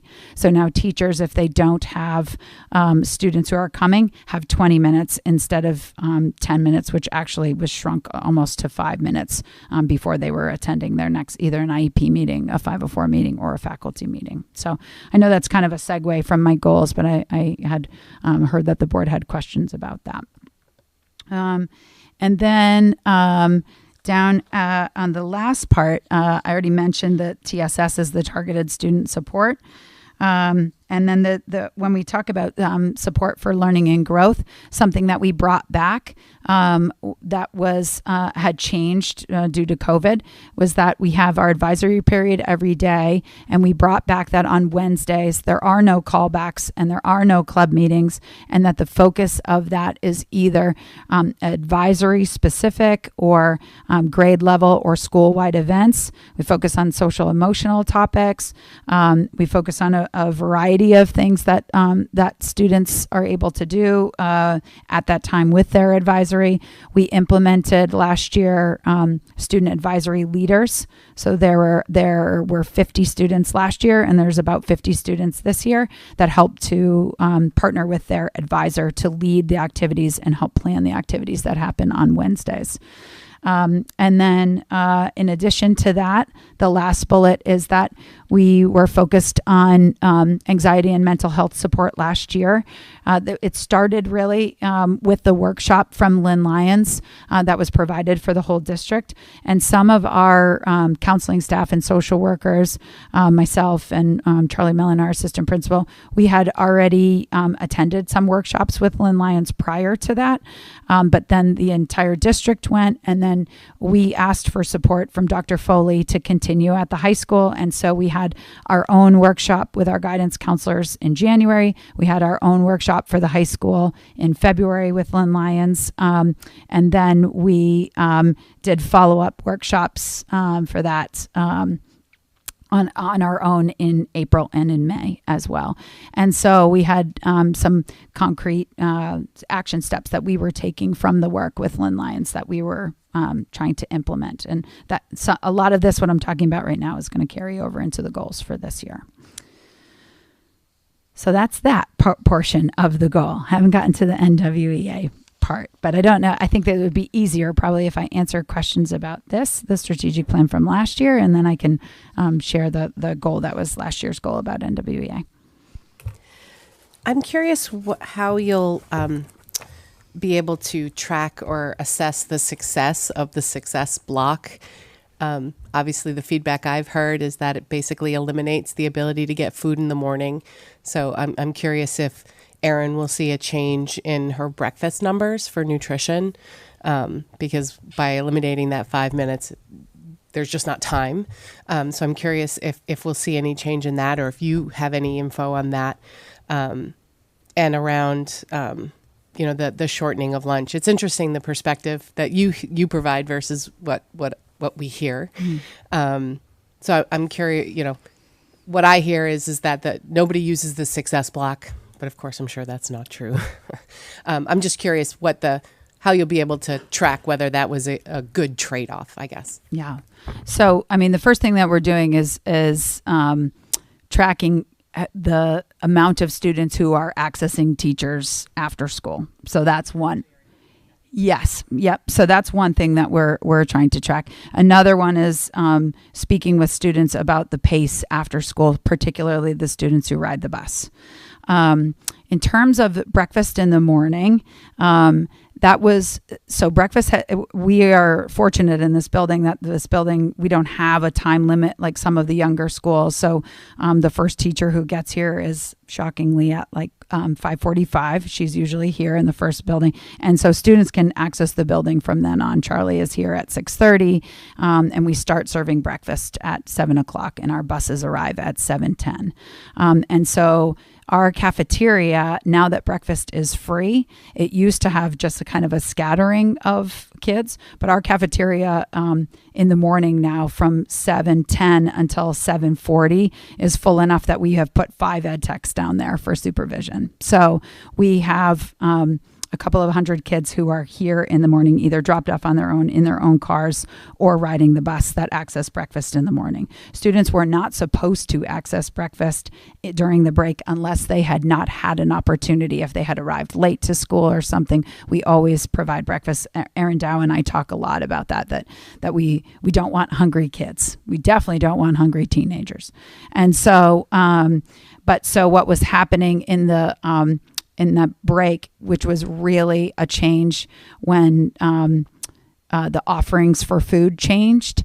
And so students they had a 5-minute break and they were getting a full tray of breakfast and then trying to come upstairs to class or being significantly late to class. And so, whereas in years past, it had been like kind of grab and go items that they might grab something. We also had much stricter rules about food in classrooms due to masking and COVID. And so that has been an impact of that. And so, so I think that we have a huge number. So it's going to be hard to track that because we have so many more kids eating breakfast than we ever did before. And so I think it's trying to monitor that piece.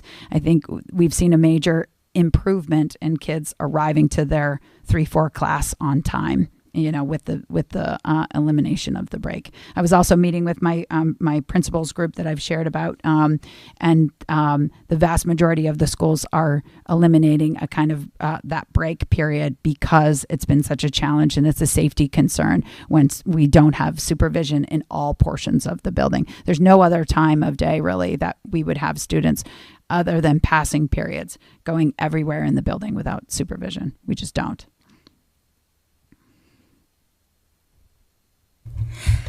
So is lunch now 20 minutes? 25. It's 25 minutes. Yeah. Okay, it was 30 and it's 25 now. Yeah. And what time does the first lunch start? 11:15. And what time does the second lunch start? 12:35. So when you say you don't want to have hungry kids, it's just hard for me to how they don't have a break in the morning. So say they eat breakfast at 7:15. Some kids are going till 12:30 with nothing. No, so they can access food and advisory. So we have the advisory periods at 10:30 to 11:15. We have a chunk of time, a 10-minute time when only the Region 10 kids can go and get food first because they need to eat fast and get on the bus. And they were behind in the line last year. And so then students can come down from advisory and they're able to get snacks. And we have fruit all day out, and then we have snacks in the office as well.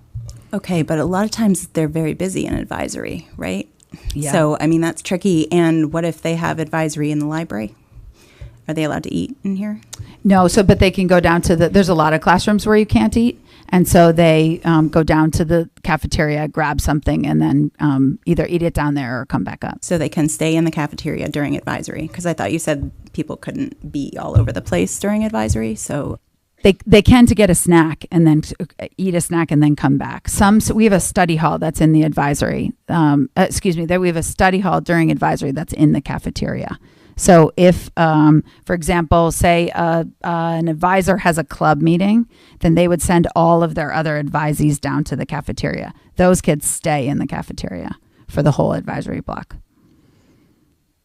Okay. Okay. So the second goal last year that I had here is looking at our NWEA growth targets. And there's 2 areas where we focus on,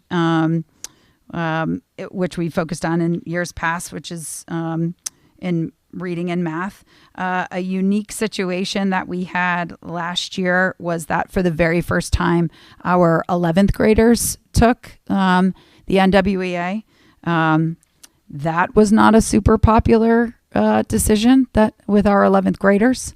It was incredibly challenging. It was also, they tend to be the class that has the most testing because they participate in the PSAT, the SAT, AP tests, and then we added NWEA for them.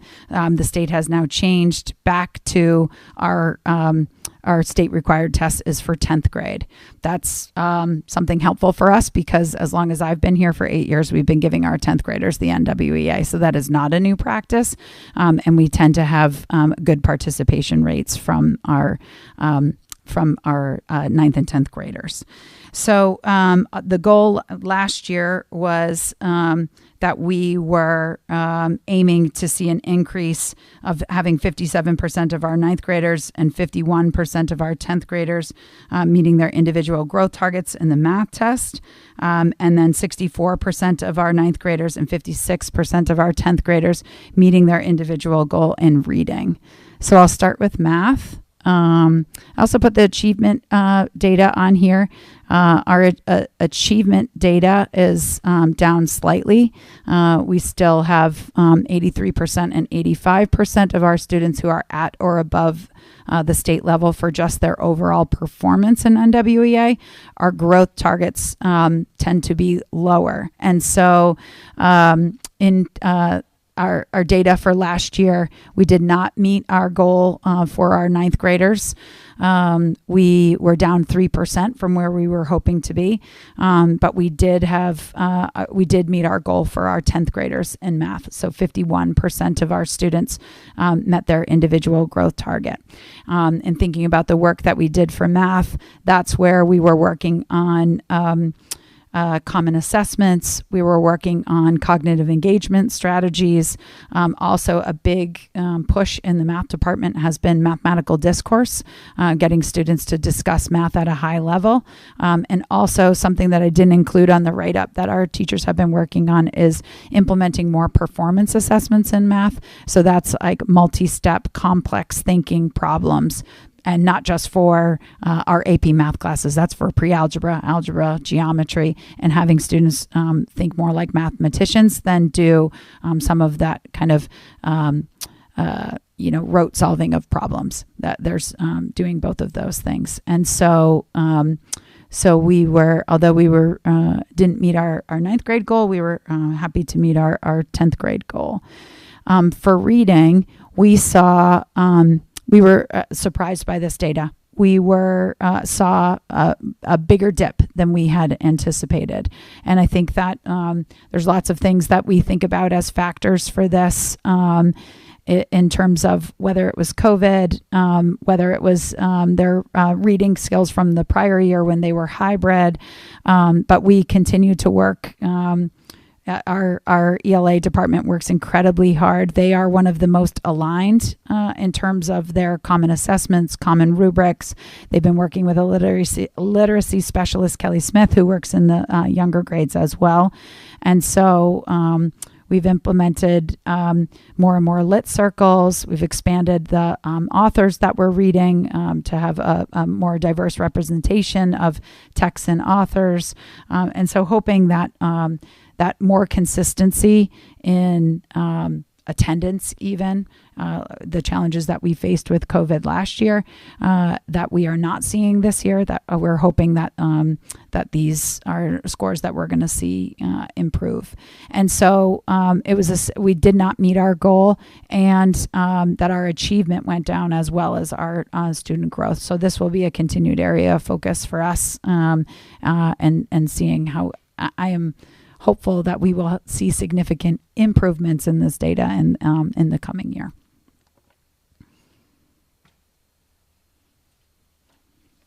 Questions on that before I move on? Yeah. Thanks, Jen. I just was curious, you said the attendance data has improved, and I know we heard, I can't remember, maybe it was from Julie or Emily about challenges with student attendance. Could you just speak to that? Are you seeing problems with that in the high school?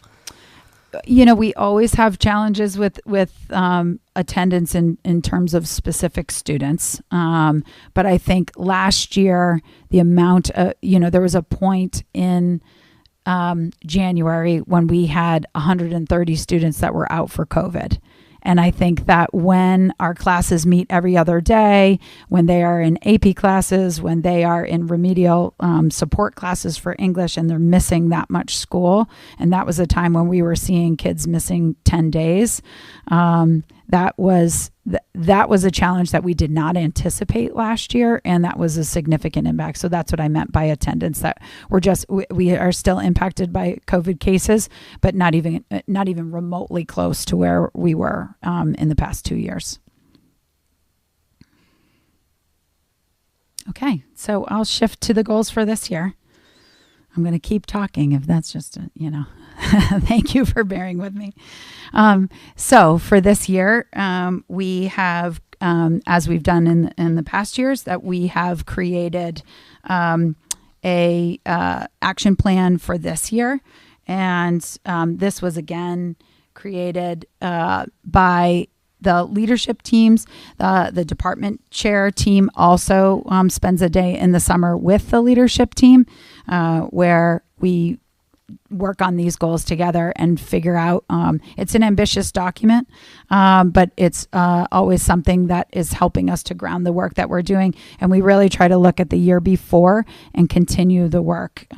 So I'm not going to go through all of these bullets. I thought I would just highlight some of them that I've put them in orange, and I'll try to increase this. That is page 16. Yes. Thank you, Ginny McManus, for giving me the numbered pages so I could say that. So in terms of engaging instruction, something that is new for us, and also this diagram we always talk about with teachers is like a giant, this document is like a giant Venn diagram. So this piggybacks into our equity goals this year, is that we have, as a team, decided that we want to really begin, because it's going to be a long discussion, looking at our grading practices with a lens of equity. That is not something that we have tackled. We have begun using this text. There's 18 members of our faculty that are part of the leadership team or the department chair team. And this text that's called Grading for Equity is something that we are taking on, and then the whole faculty will also be working on this too. And so thinking about our all sorts of grading practices, whether it's reassessment, habits of work, common assessments, how departments are scoring versus individual teachers, and really just looking at all of the practices to see what's working for our students and where are things that we can implement some change and get more discussion about that. Our student leadership team has, and this will kind of filter through the document. Our student leadership team, I'll explain what their work is like this year, but they have continued the work that they're doing last year. We're still partnered with Cortico and MIT this year, and they have divided into subcommittees. And one of the subcommittees is policies and procedures. And so they are also looking at, they may take this on as well, thinking about the student perspective of grading and in terms of equity. Moving to purposeful assessment, one of the things that I was talking about that carries over from last year is that we are working on more regularly reflecting on the data from common assessments and thinking about how we will use that data to improve instruction or to go back for reassessment and relearning. And this is where those singleton courses are still reflecting on assessment data with colleagues, so they might not be partners in designing the assessment or attacking the data, but they're thought partners in giving them feedback on the work and the data that they're doing. And then moving on to the goals for equity. This, again, I've already talked about the grading for equity piece, but this piece for opportunities, creating opportunities for student leadership to continue to have more of a voice, but also to develop their leadership skills in the different capacities. So whether they're a part of student council, student leadership committee, class officers, or our school board reps, that we are trying not only to have them increase their skills as leaders, but also to increase their voice. And so last week there were myself and 2 staff members took 32 of our leaders, which was an awesome turnout. So from those groups, we went to a student leadership conference. I'll say respectfully, there was mixed feelings about the workshops that we went to. Some were extremely effective, some were less meaningful for our students, but the feedback from students was just the opportunity for our student leaders to be together. And then we came back to school and did some reflection and talked about like what else do we want to do? What do they want to see as support for building their student leadership skills? And so you forgot to add that in your update, but it's okay. No, I'm kidding. But so she came with us. Piper was with us as well, and it was a great opportunity to be together. And we are looking for more opportunities for that work. The students in the student leadership committee are continuing, like I said, the work with Cortico. I would say that work is a little bit more intense this year because they are trying to do student facilitated conversations earlier, and they're hoping to do more than one of them. The goal of that is to take the data from last year that they presented to the board, what they had heard from student facilitated conversations, narrow the focused, because last year the student conversations were very wide open about school culture. And so they've coded the data, they've narrowed the focus, they've split into subcommittees. Then the subcommittees are designing new questions for student groups with the idea of hearing from students, and then the student leadership will take that data, which they'll do in late November, again in late January, and then they'll take that data to propose action steps. And so we are incredibly fortunate that the 2 women who've been working with us from Cortico, and MIT have agreed to continue the work. And so I meet with them as well. And so we meet with every Friday. And the woman from MIT, she's actually come 3 times so far in person, but she meets with us on Zoom every Friday. And the woman, Jennifer Chase, that we've been working with comes in every Friday. So, and those lucky students are doing a facilitator training tomorrow on the PLD day when they're supposed to be sleeping. So we're appreciative of their dedication. But I think where we are seeing more of student leaders taking ownership of that work. As the principal, I'm trying to find more opportunities for them to share their voice. Another group of students that we have made some significant changes, the advisory student leaders. And so they have a larger voice in designing what we are doing on Wednesdays in particular, and advisory. And so they meet as groups. There's between 10 and 15 student leaders per grade level. And then they meet as a grade level team and decide what they're going to do for the upcoming dates. And so I think that will gain more momentum as the year goes on.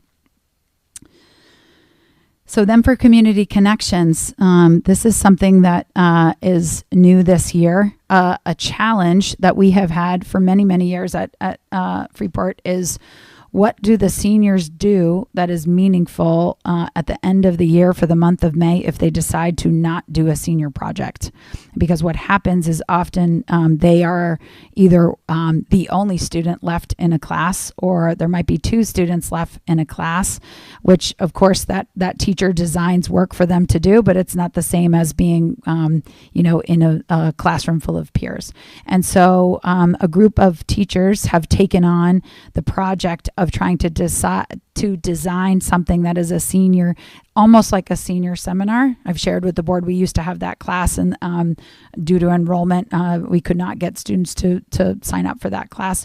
That we are taking some of those elements of this. There will be research, there'll be presentations, there'll be papers that they're writing. And so the goal is definitely, with all transparency, to get more and more students to do a senior project.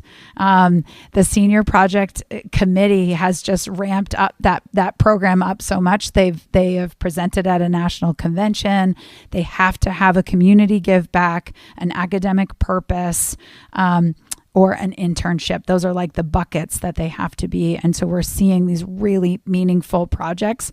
And we actually had the earliest senior project meeting ever, and had it at the end of October this year to get seniors to start thinking about a project and really thinking about, when you design your own learning for the last month of high school, like what a meaningful experience that can be, because you're deciding, but also that you can't contact someone in late April to do an internship in May. And so we're really trying to help them with the logistics, but also to think big about what they want for their senior project. And so students who do not participate in senior project will participate in senior seminar. And there's some kind of unique situations. We have some students who are at Region 10 all day. Those students will not. We have some students who spend a significant portion of their day during work study. They'll continue with their work study. So there will be exceptions to that for sure. But that our hope is that every senior will be engaged in a meaningful project at the end of their senior year. And then the last portion of this is thinking about support for learning and growth. I'll start with the bullets that are second from the bottom, talking about proactively supporting students with anxiety. And so these are the action steps that came out of our work from with Lynn Lyons last year, that we are we have a school-wide effort to work to normalize anxiety. And that has been something that we've been talking about since October of last year. How do we work it into more conversations in daily language in classrooms? We have things when kids need a break, instead of just taking a break and being on their cell phone and taking laps around the building, we have reset posters where it's about mindfulness activities, quick things that they can do to try to help center themselves in a moment when they're feeling anxious. We have these amazing posters that are actually came from Phyllis Latham at the middle school. The middle school has them as well, that it's about how can my teachers help me with anxiety. We actually just got a high school version made and printed them in all of the teachers. This was our faculty meeting today. And so that they will be up in every classroom. And then we also have this booklet that comes from, it's almost like a graphic novel. The middle school students all saw this last year. And so our students have not seen this yet, but it's the learning from Lynn Lyons about what physically happens to your body with anxiety. How can you learn to recognize what's the difference between daily stress and an anxiety disorder? And then how can you proactively or reactively work to manage your anxiety? So these are things that we are doing school-wide that builds on the work that we did last year. And then the one that's above this, the faculty meeting and PLC meeting time, in order to prepare for activities or things that we are doing for social emotional learning or for DEI. This is something that, due to the traumatic losses that we had this year, this has become a higher level of focus for the whole school, and thinking about supporting mental wellness and also in suicide prevention. And so we've been talking for the past few years about what we wanted to do. And I've shared with the board that while activities like we've had guest speakers, we've had Challenge Day, while those things have been incredibly meaningful for some students, we are looking for a comprehensive approach to support, something that will filter through our entire school. And so one of the things that has been really helpful is the group that I participate in, the Mental Health Forum. That's the where I'm with the group of university and college presidents, and then people from major business like Bank of America and Morgan Stanley, and that's the group I've been meeting with since 2019. We have connected we've been offered just like this plethora of resources, as well as after our 2 student losses, we've had multiple groups reaching out to us with so many different opportunities for what we could do to implement for school. What we have decided to started to decide, and this is the document, if I can give that to you and pass it around, is that and this was a connection again through Phyllis Latham at the middle school, is that we have actually just started meeting with this organization that's based out of Massachusetts. That's called Kyle Cares. And it is an organization that is a nonprofit that has no cost. And they describe themselves as the middle person to connect schools with comprehensive mental health support. So something that is for the entire community, that is pervasive in our school, that goes through as support throughout the entire year, and addresses students, staff, and families. And so we have this group, Kyle Cares, officially partners with 5 organizations. And they are different organizations that offer an array of things, either professional development for teachers, workshops for parents, workshops for students, guest speakers to come in. It's this comprehensive approach. And the first thing that they help us do is to analyze what we already have in place and then figure out what we're missing in terms of what's best practice for supporting mental health. And then they will help us make a blueprint, almost like a year-long plan or a strategic plan for what we want to do to address mental health and support mental wellness in the whole school. And so we are excited about this. They have vetted all of these organizations. And the thing that they also do is provide financial support. Kyle Cares does. We would apply to them to say, this is what we're hoping to do. And one of their partners, who I had also been speaking to the superintendent about, is the Jed Foundation, which is, if you're not familiar with the Jed Foundation, it's a multi-million-dollar organization that supports mental wellness and suicide prevention, that's based out of New York City, and they're in hundreds of universities across the country, and they're just starting to get into high schools. So they have come to speak at the group, the mental health forum that I'm a part of.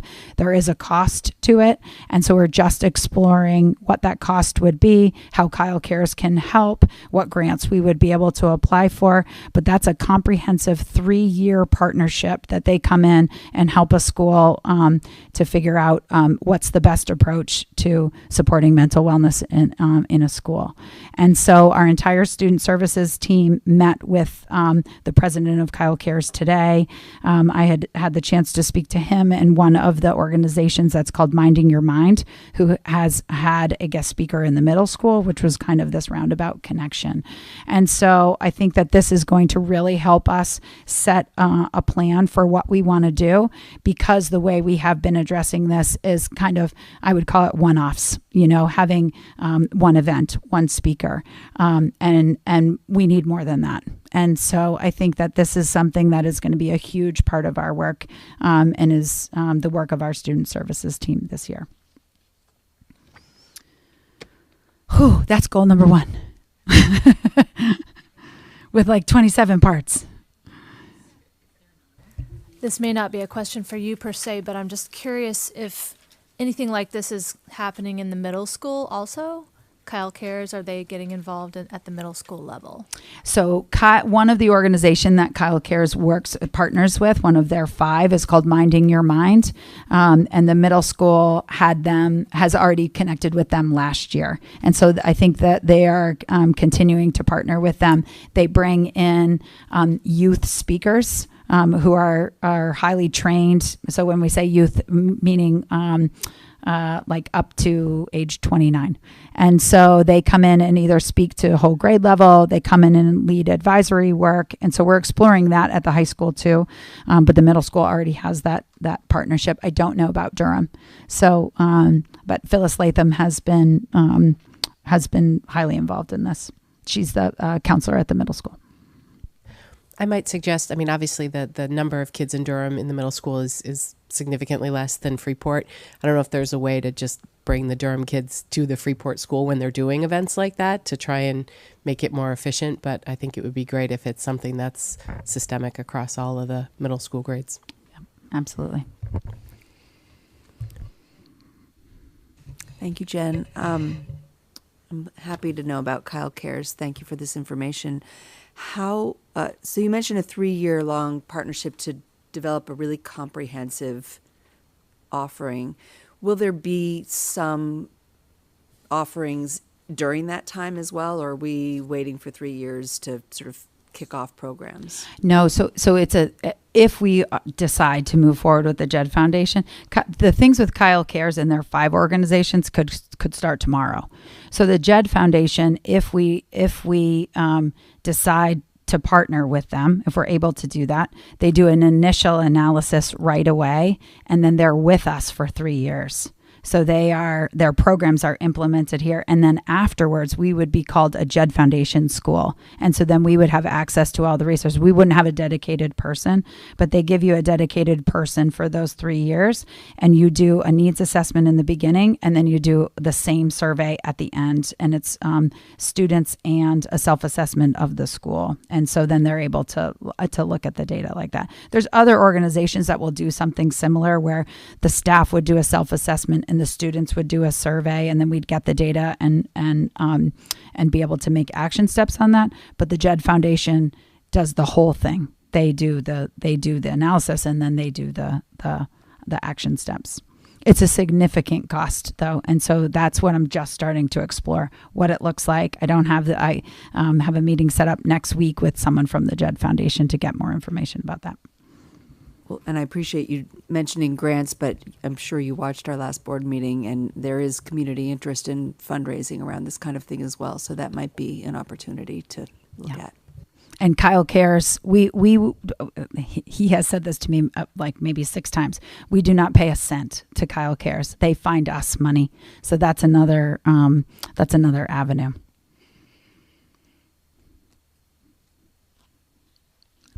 Maddie? And I have other things I'd like to talk about, but I wanted to pause if anyone else had questions about that. No? Is on her goals? Yeah. Yeah. Forgive me for being perhaps dim here at whatever time it is that screen is conveniently blocking us from knowing. It's like Vegas in this library. Yeah, we just keep being delivered drinks. It's weird. When would be the next point where we would, or either you would know, and then in turn we might then know what steps are being taken through the Kyle Cares partnership. So I'm sorry, I didn't mean to cut you off, Colin. I am presenting the MIAS data in December. From the Maine Integrated Youth Health Survey, and so much of that relates to mental wellness, and that might be a place. I'm looking at the agenda people, but that might be a place where I share an update of where we are in the process. That was actually going to be one of my questions relating to the MIAS data and the conference several of us went to. Spoke about that data and specifically about belonging in the community. Mm-hmm. And I'm hearing a lot of things tonight about opportunities for students to maybe be more involved in the community. And looking through what you presented, it sounds like there will be opportunities in May of the senior year to be doing more with the community. But are there other opportunities where the students are being connected with the community? I really liked hearing Mr. Grogan's talk earlier about some different things that are happening, but I'd love to hear more about that and also how the community programs could be a part of connecting that, and the access of awesome. Is that what he called it? The access of awesome. There are a lot of awesome nonprofits in the area that we could explore more opportunities with. So we are incredibly fortunate that we I believe we're the only school that has a position of the outreach coordinator, Dee Dee Bennell. And so Dee Dee's entire job is to connect with the community. And so she puts out opportunities for volunteering, for internships. And so if you see on the action steps, she has been working to do a great deal of career exploration work. She's working with there are other districts that have an extended learning opportunities director or an outreach coordinator that's a similar role to hers. And so then it's thinking about constantly, how do we get kids connected to the community? Our kids at the high school, I was like, Peter's not here right now, but we will talk about this, but our kids at the high school tend to access the community programs much less frequently than the younger kids do. And so he and I have talked in the past about boosting that. Part of that is many of our students participate in athletics or work. And so it's hard for them to do that outside of school, whereas our clubs, and such as Interact, our volunteer club, happen during the day. So any student can be a part of them. And a lot of our events, our JMG, there's a huge push this year for JMG to be connected to trades in the workforce. And so there's actually a financial stipend that kids can earn for connecting with community members in different career paths. And so we're incredibly fortunate for the work that Dee Dee does. So we're always looking to expand that, but I think we have some great connections. One thing that we really want to bring back is our adult mentors for at-risk students. We haven't been able to do that due to COVID. We had no visitors to the building, and just trying to be extremely cautious last year. Some of our volunteers were immunocompromised and weren't able to come last year. And so that was an incredibly powerful program that we hope to bring back and expand. And so that would be a place where community members could connect here. Maddie? You look at me before I even raise my hand. Thank you so much for the update on Goal 3, the Equity and Inclusion Action Steps, because one of the questions I had for you just looking at the packet at home was somewhere earlier in this really complicated packet. It's easier digitally, I promise. I believe you. I was like, why is it stapled in that corner? This is not working for me. Yeah, maybe more staples. I don't know. But you had referenced that there would be data from last year's leadership team that was going to inform some of the actions from this year, and I didn't see that here, but you spoke to it. So I'm really excited that the leadership team is going to do a deeper dive, and that they're on committees, and hopefully that'll also get a lot more engagement from students, given that 3/4 of the students are still here. Hopefully some of them, hopefully it wasn't all seniors last year who participated in those talks, and they can go a little deeper on that. And I love the idea that work is continuing to deepen and expand, because I think that's how you build culture. Is like, instead of starting something brand new, as you well know, you've talked about this before, but you don't start something new every year, but like give it some teeth. So thanks about that. You already got my comment about the presentation. I find it complicated to try to figure out where you are versus where I am and where my questions are. So I really appreciate that you're sharing so much with us, but I would love a simpler document next time. I wanted to just follow up on Beth's questions around food, because I do worry, and that's the thing that I always heard from my student when I had the last high school student I had here, were the food in and the food out. Bathroom use and access to food was challenging, and I know that was really challenging during COVID, but I hope that the students have an opportunity to weigh in on both of those challenges as well. And lastly, this is out there. This is a little crazy, and it's not necessarily a question for you. I think it's a bigger question, but I would like to know if you or Jean have thoughts about this. AP classes. I feel like it's such a burden on our system and on our teachers and on our culture to offer so many AP classes, and we're in this crazy conundrum where families and kids feel like they need them in order to prove and demonstrate their intellectual curiosity to the colleges that they want to get into. And then we devote so much time and so many resources to the teaching of AP classes. And it seems like it's a shame. I hear this from teachers. I hear this from kids, because sometimes they're classes that are taught really well and they're really robust conversations, and sometimes they're kind of not. You're just trying to like get through the material so you can take the test.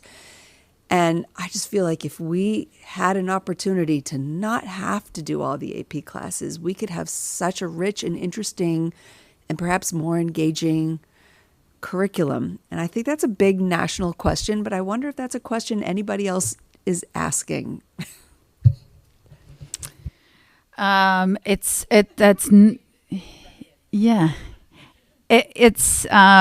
not a question that we're asking. I mean, something that we're paying attention to is that colleges care very much about AP classes. We try to talk to students about the load that they're taking on. I think some of the students who are passionate about a subject find it to be their favorite class. I think it depends on the student. I think a student who takes an AP class that they really don't like is a mistake.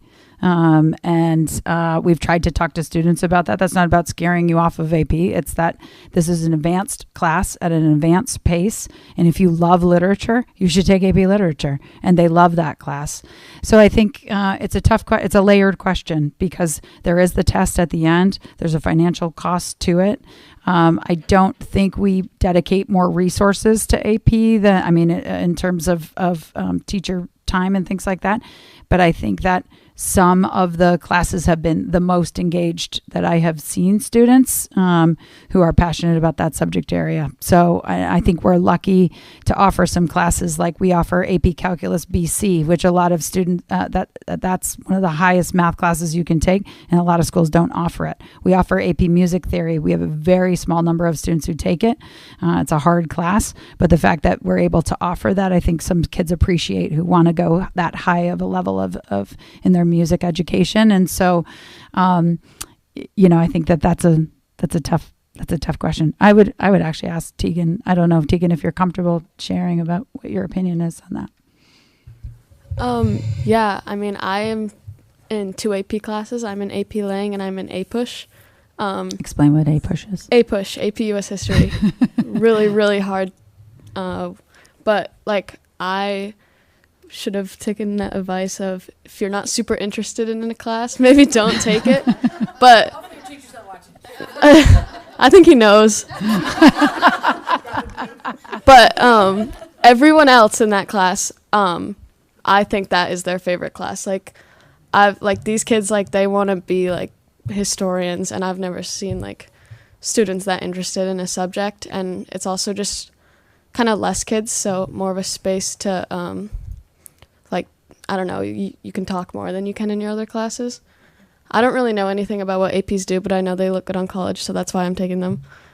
Well, that right there is the rub. And I don't think we as a district devote more resources than other schools do. I was curious if you're hearing that this is a question happening anywhere, because I know teachers talk about it.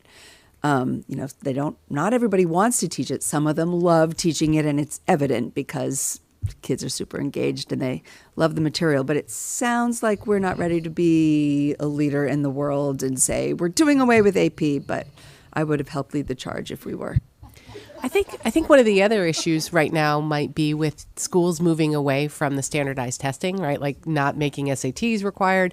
I think it puts more reliance onto like the course loads these kids are taking. If you don't have another measure, you go to that. And unfortunately, it's probably going to make it even more important. I mean, unless something else changes. I don't know. I think it would be an important place to have student voice in that and student feedback on how they feel about that. I think the thing that we have talked about on the equity team is making sure everyone feels that they can access AP classes, that everybody's an AP kid. We've tripled the number of kids who take AP Lang in the last 5 years, the AP language, that's before literature. knowing that for some students a 2 is a stretch in that class, and wanting them to put, if they want to be there and they want to do the work, then wanting them to be there. And so I think it would be a great question to ask the kids who are in those classes how they feel about them. I do think we worry about the load of classes, of taking 5 AP classes at the same time and really trying to talk to kids about, what's everything that's on your plate, and is that what's best for you? And sometimes we can't talk them out of that.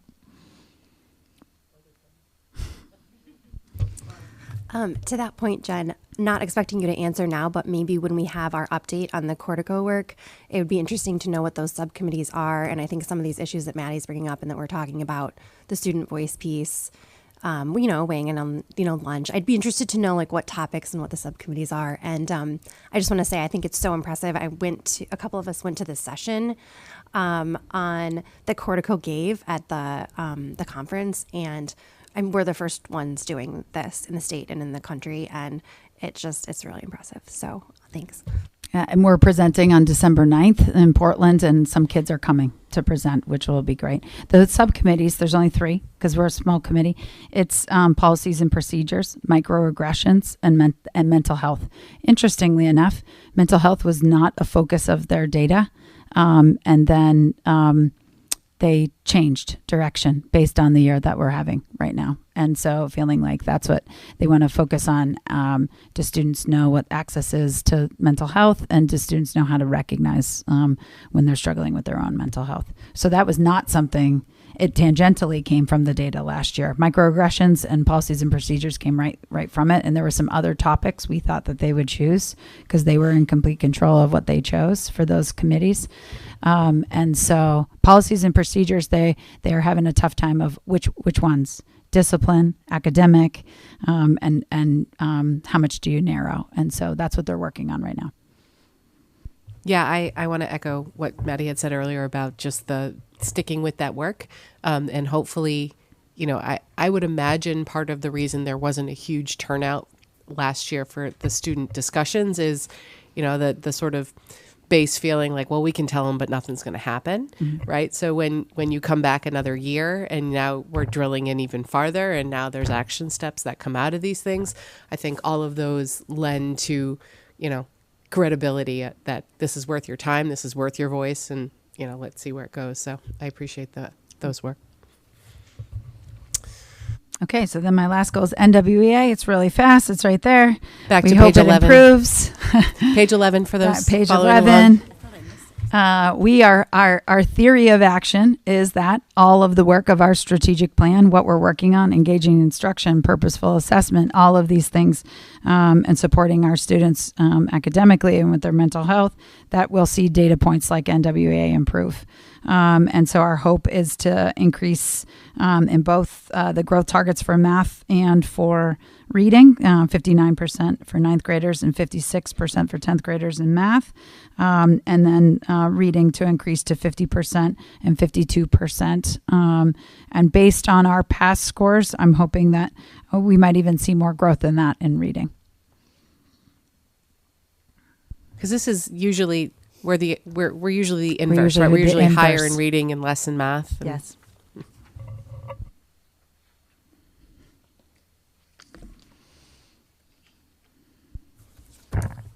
Colin. I meant to research this myself after the last time I encountered this at a presentation, and then I didn't do it. And perhaps you'll be able to succinctly get at this. But I'm curious, whenever I see the growth targets in a range that seems to me, with my ignorance of this question, low, between 59 and 56%, where did those growth targets come from? In other words, why are they? How does the school determine that that those are indeed the growth targets, and that what it seems to indicate is that there's basically an understanding that 41% of the students will not be meeting their growth targets, and what's the sort of understanding around that? So this is it's a great question. This is a nationally normed test, and so they do normings of this test every 2 years, and that's across the country as those data points come out.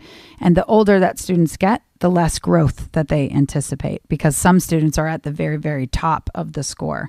And so if you are our highest performing readers and mathematicians, you're not going to make much growth. You don't even have the opportunity to do that. Versus my own children who are in elementary school, they make huge gains each year. And as they get older and older, the number shrinks. And so it's harder for them to make growth. Even so, we still have a significant portion of the students who are below where we think that they should be for their grade level.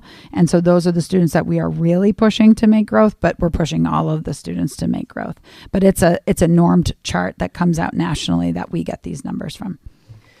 And if I'm recalling correctly, Cynthia will correct me if I'm not, we have this same conversation. We're like, what's the difference between the achievement numbers and the growth expectations? And I think what you would expect to see is somewhere between 40 and 60% of your kids hit their growth targets. And as you get higher and higher, it gets harder to reach that goal. And when you look at our achievement levels where we're 80 something percent higher than the state, that probably makes that growth gap even smaller to attain as you get to the top of those figures. So I had the same thing. I'm like, why are we okay with only half of the kids? And it's not half of the kids achieving, it's half of the kids reaching that growth target, which is to be expected based on the math. Not the math test, but the math of how it all works.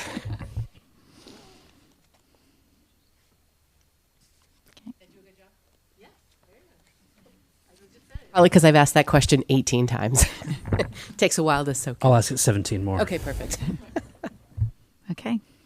Thank you. Thank you, Jen. All right, we threw Will on the... no, I'm just kidding. All right. So we do not have board comments or committee reports on tonight's agenda or policy review or unfinished business. The one thing we do have under new business this evening is committee membership. So in your packet under 13A is a list of the current committees and who is on them. Oh, I kind of forget the lights go down and until they turn them back up. A little bit blinded. So basically, what you'll see is the spots where we have essentially the three committees that Volley was previously a member of are listed in yellow. We do not have to have Volley wasn't a member of any of the committees that have sort of dictated membership, i.e., our finance committee has to have someone from each town on it, that sort of thing. So like strategic communications, there is an opening on that, but we don't mandate that there be three people, but if someone else is interested in that, they do a lot of great work. The wellness committee, currently she was the only board member on that one, so it would be great if we could get someone else on there. And then sustainability. So Susanna and Volley were not the only members of the sustainability committee. They were just the two board members that were on that. It's an advisory committee to the board. So you'll see the last page is kind of a description of the committees. And if any of them, and if they have sort of dictated times when they meet, those are on there. So you can check and see if it works with your schedule. If there isn't a dictated time, then it's probably varies across need, basically. So if we have folks that are interested in those, we always, not that we want to throw brand new members into committee work, but if there's one of them that sort of speaks to you that you're interested in, we'll give you first dibs. The description is kind of vague, but I do have an interest in wellness in our schools, so I would be interested in taking that position. Okay. And I'm interested in the communications committee. Strategic communications. And Also interested in I'm interested in learning more about the wellness committee too. That's one that I would be interested in as well. So I'm gonna just because I'm not as familiar, because that's a committee I haven't been a member of.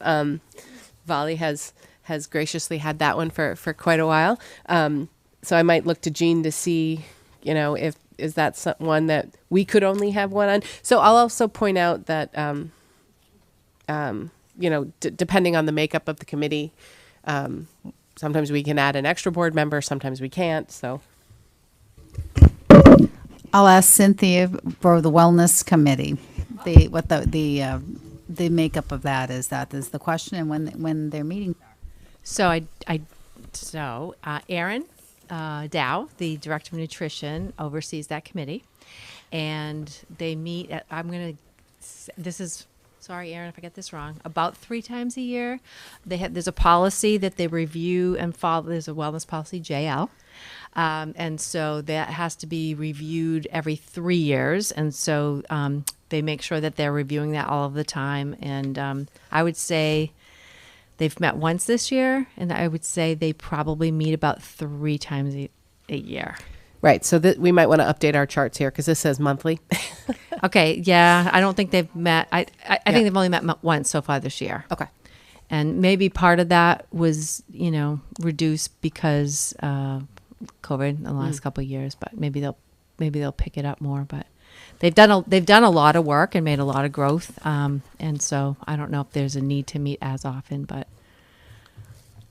Erin Dow is the oversees that committee.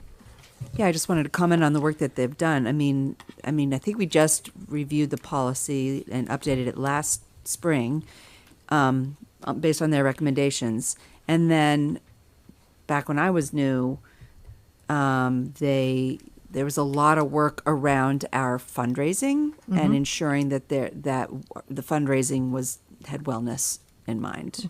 I think we've revised it 3 times in the last 5.5 to 6 years. Okay. Yeah. Okay. Sustainability. Interest. Would you like to be?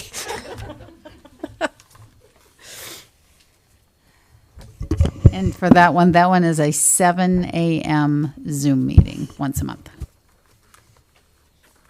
And the makeup of that committee is there's staff, there's community members, there's board members, obviously administration.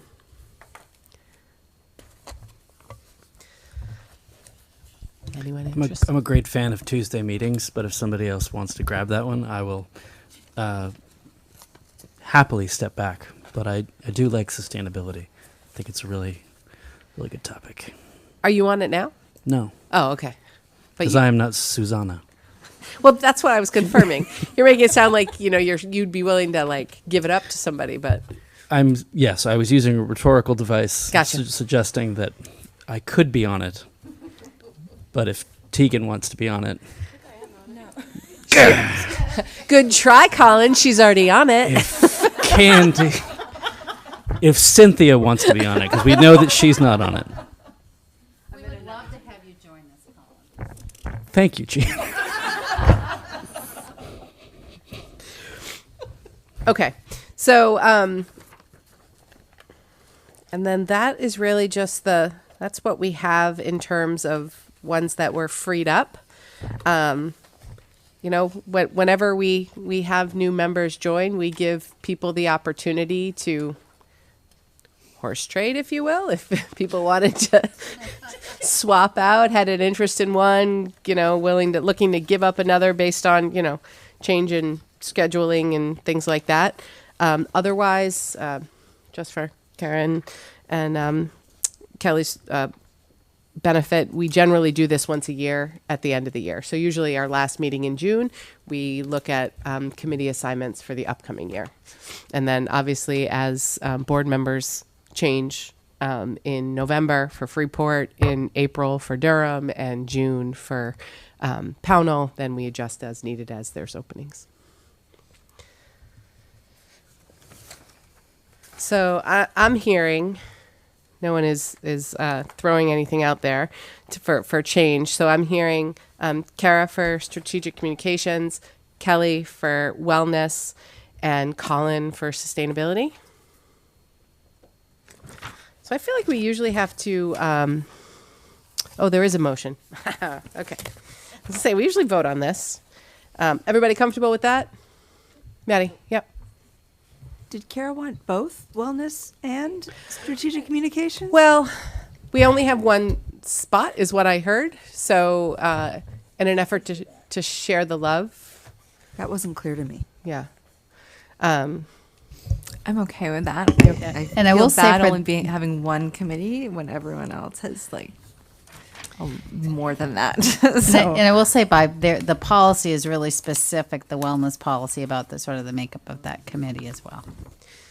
So, yeah. So, that second page in there is kind of, we had put this in here at one point to try and sort of level the load of people, to try and share some of the heavier lifts and the smaller. But I will also say that your first year on the board is it's a big learning curve. So I would encourage you to not do what Colin did, which was take every hard lift there was almost in terms of committee assignments when he joined. He's done a great job with all of them. But it was a lot, right? So I would say that it is 100% okay to pick up one. And then in June, you might find that one of the other ones is of interest to you and you throw your hat into the ring for those. If you guys are comfortable with that.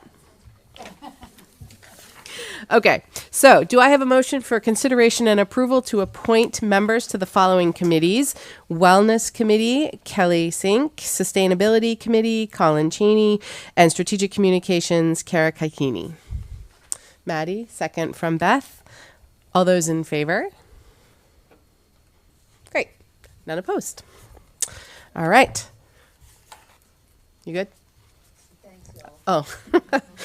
All right. I'm going to write these down so I don't forget. Colin and Kara. Okay. We don't have any personnel, so we are back to our second public comment.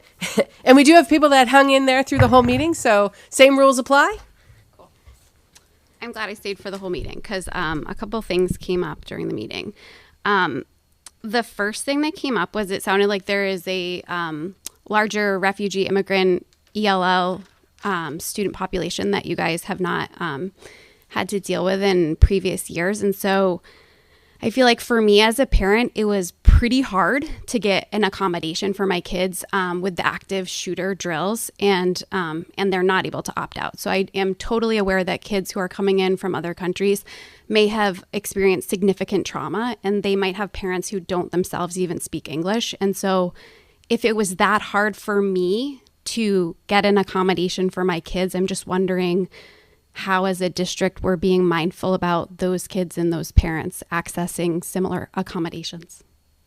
The second thing I wanted to say is that I just wondered, for a safety committee, one of the things that I noticed when I sat in the room with you guys is that it sort of felt like Morgan and I were sort of on the outside and you guys all were on sort of the inside.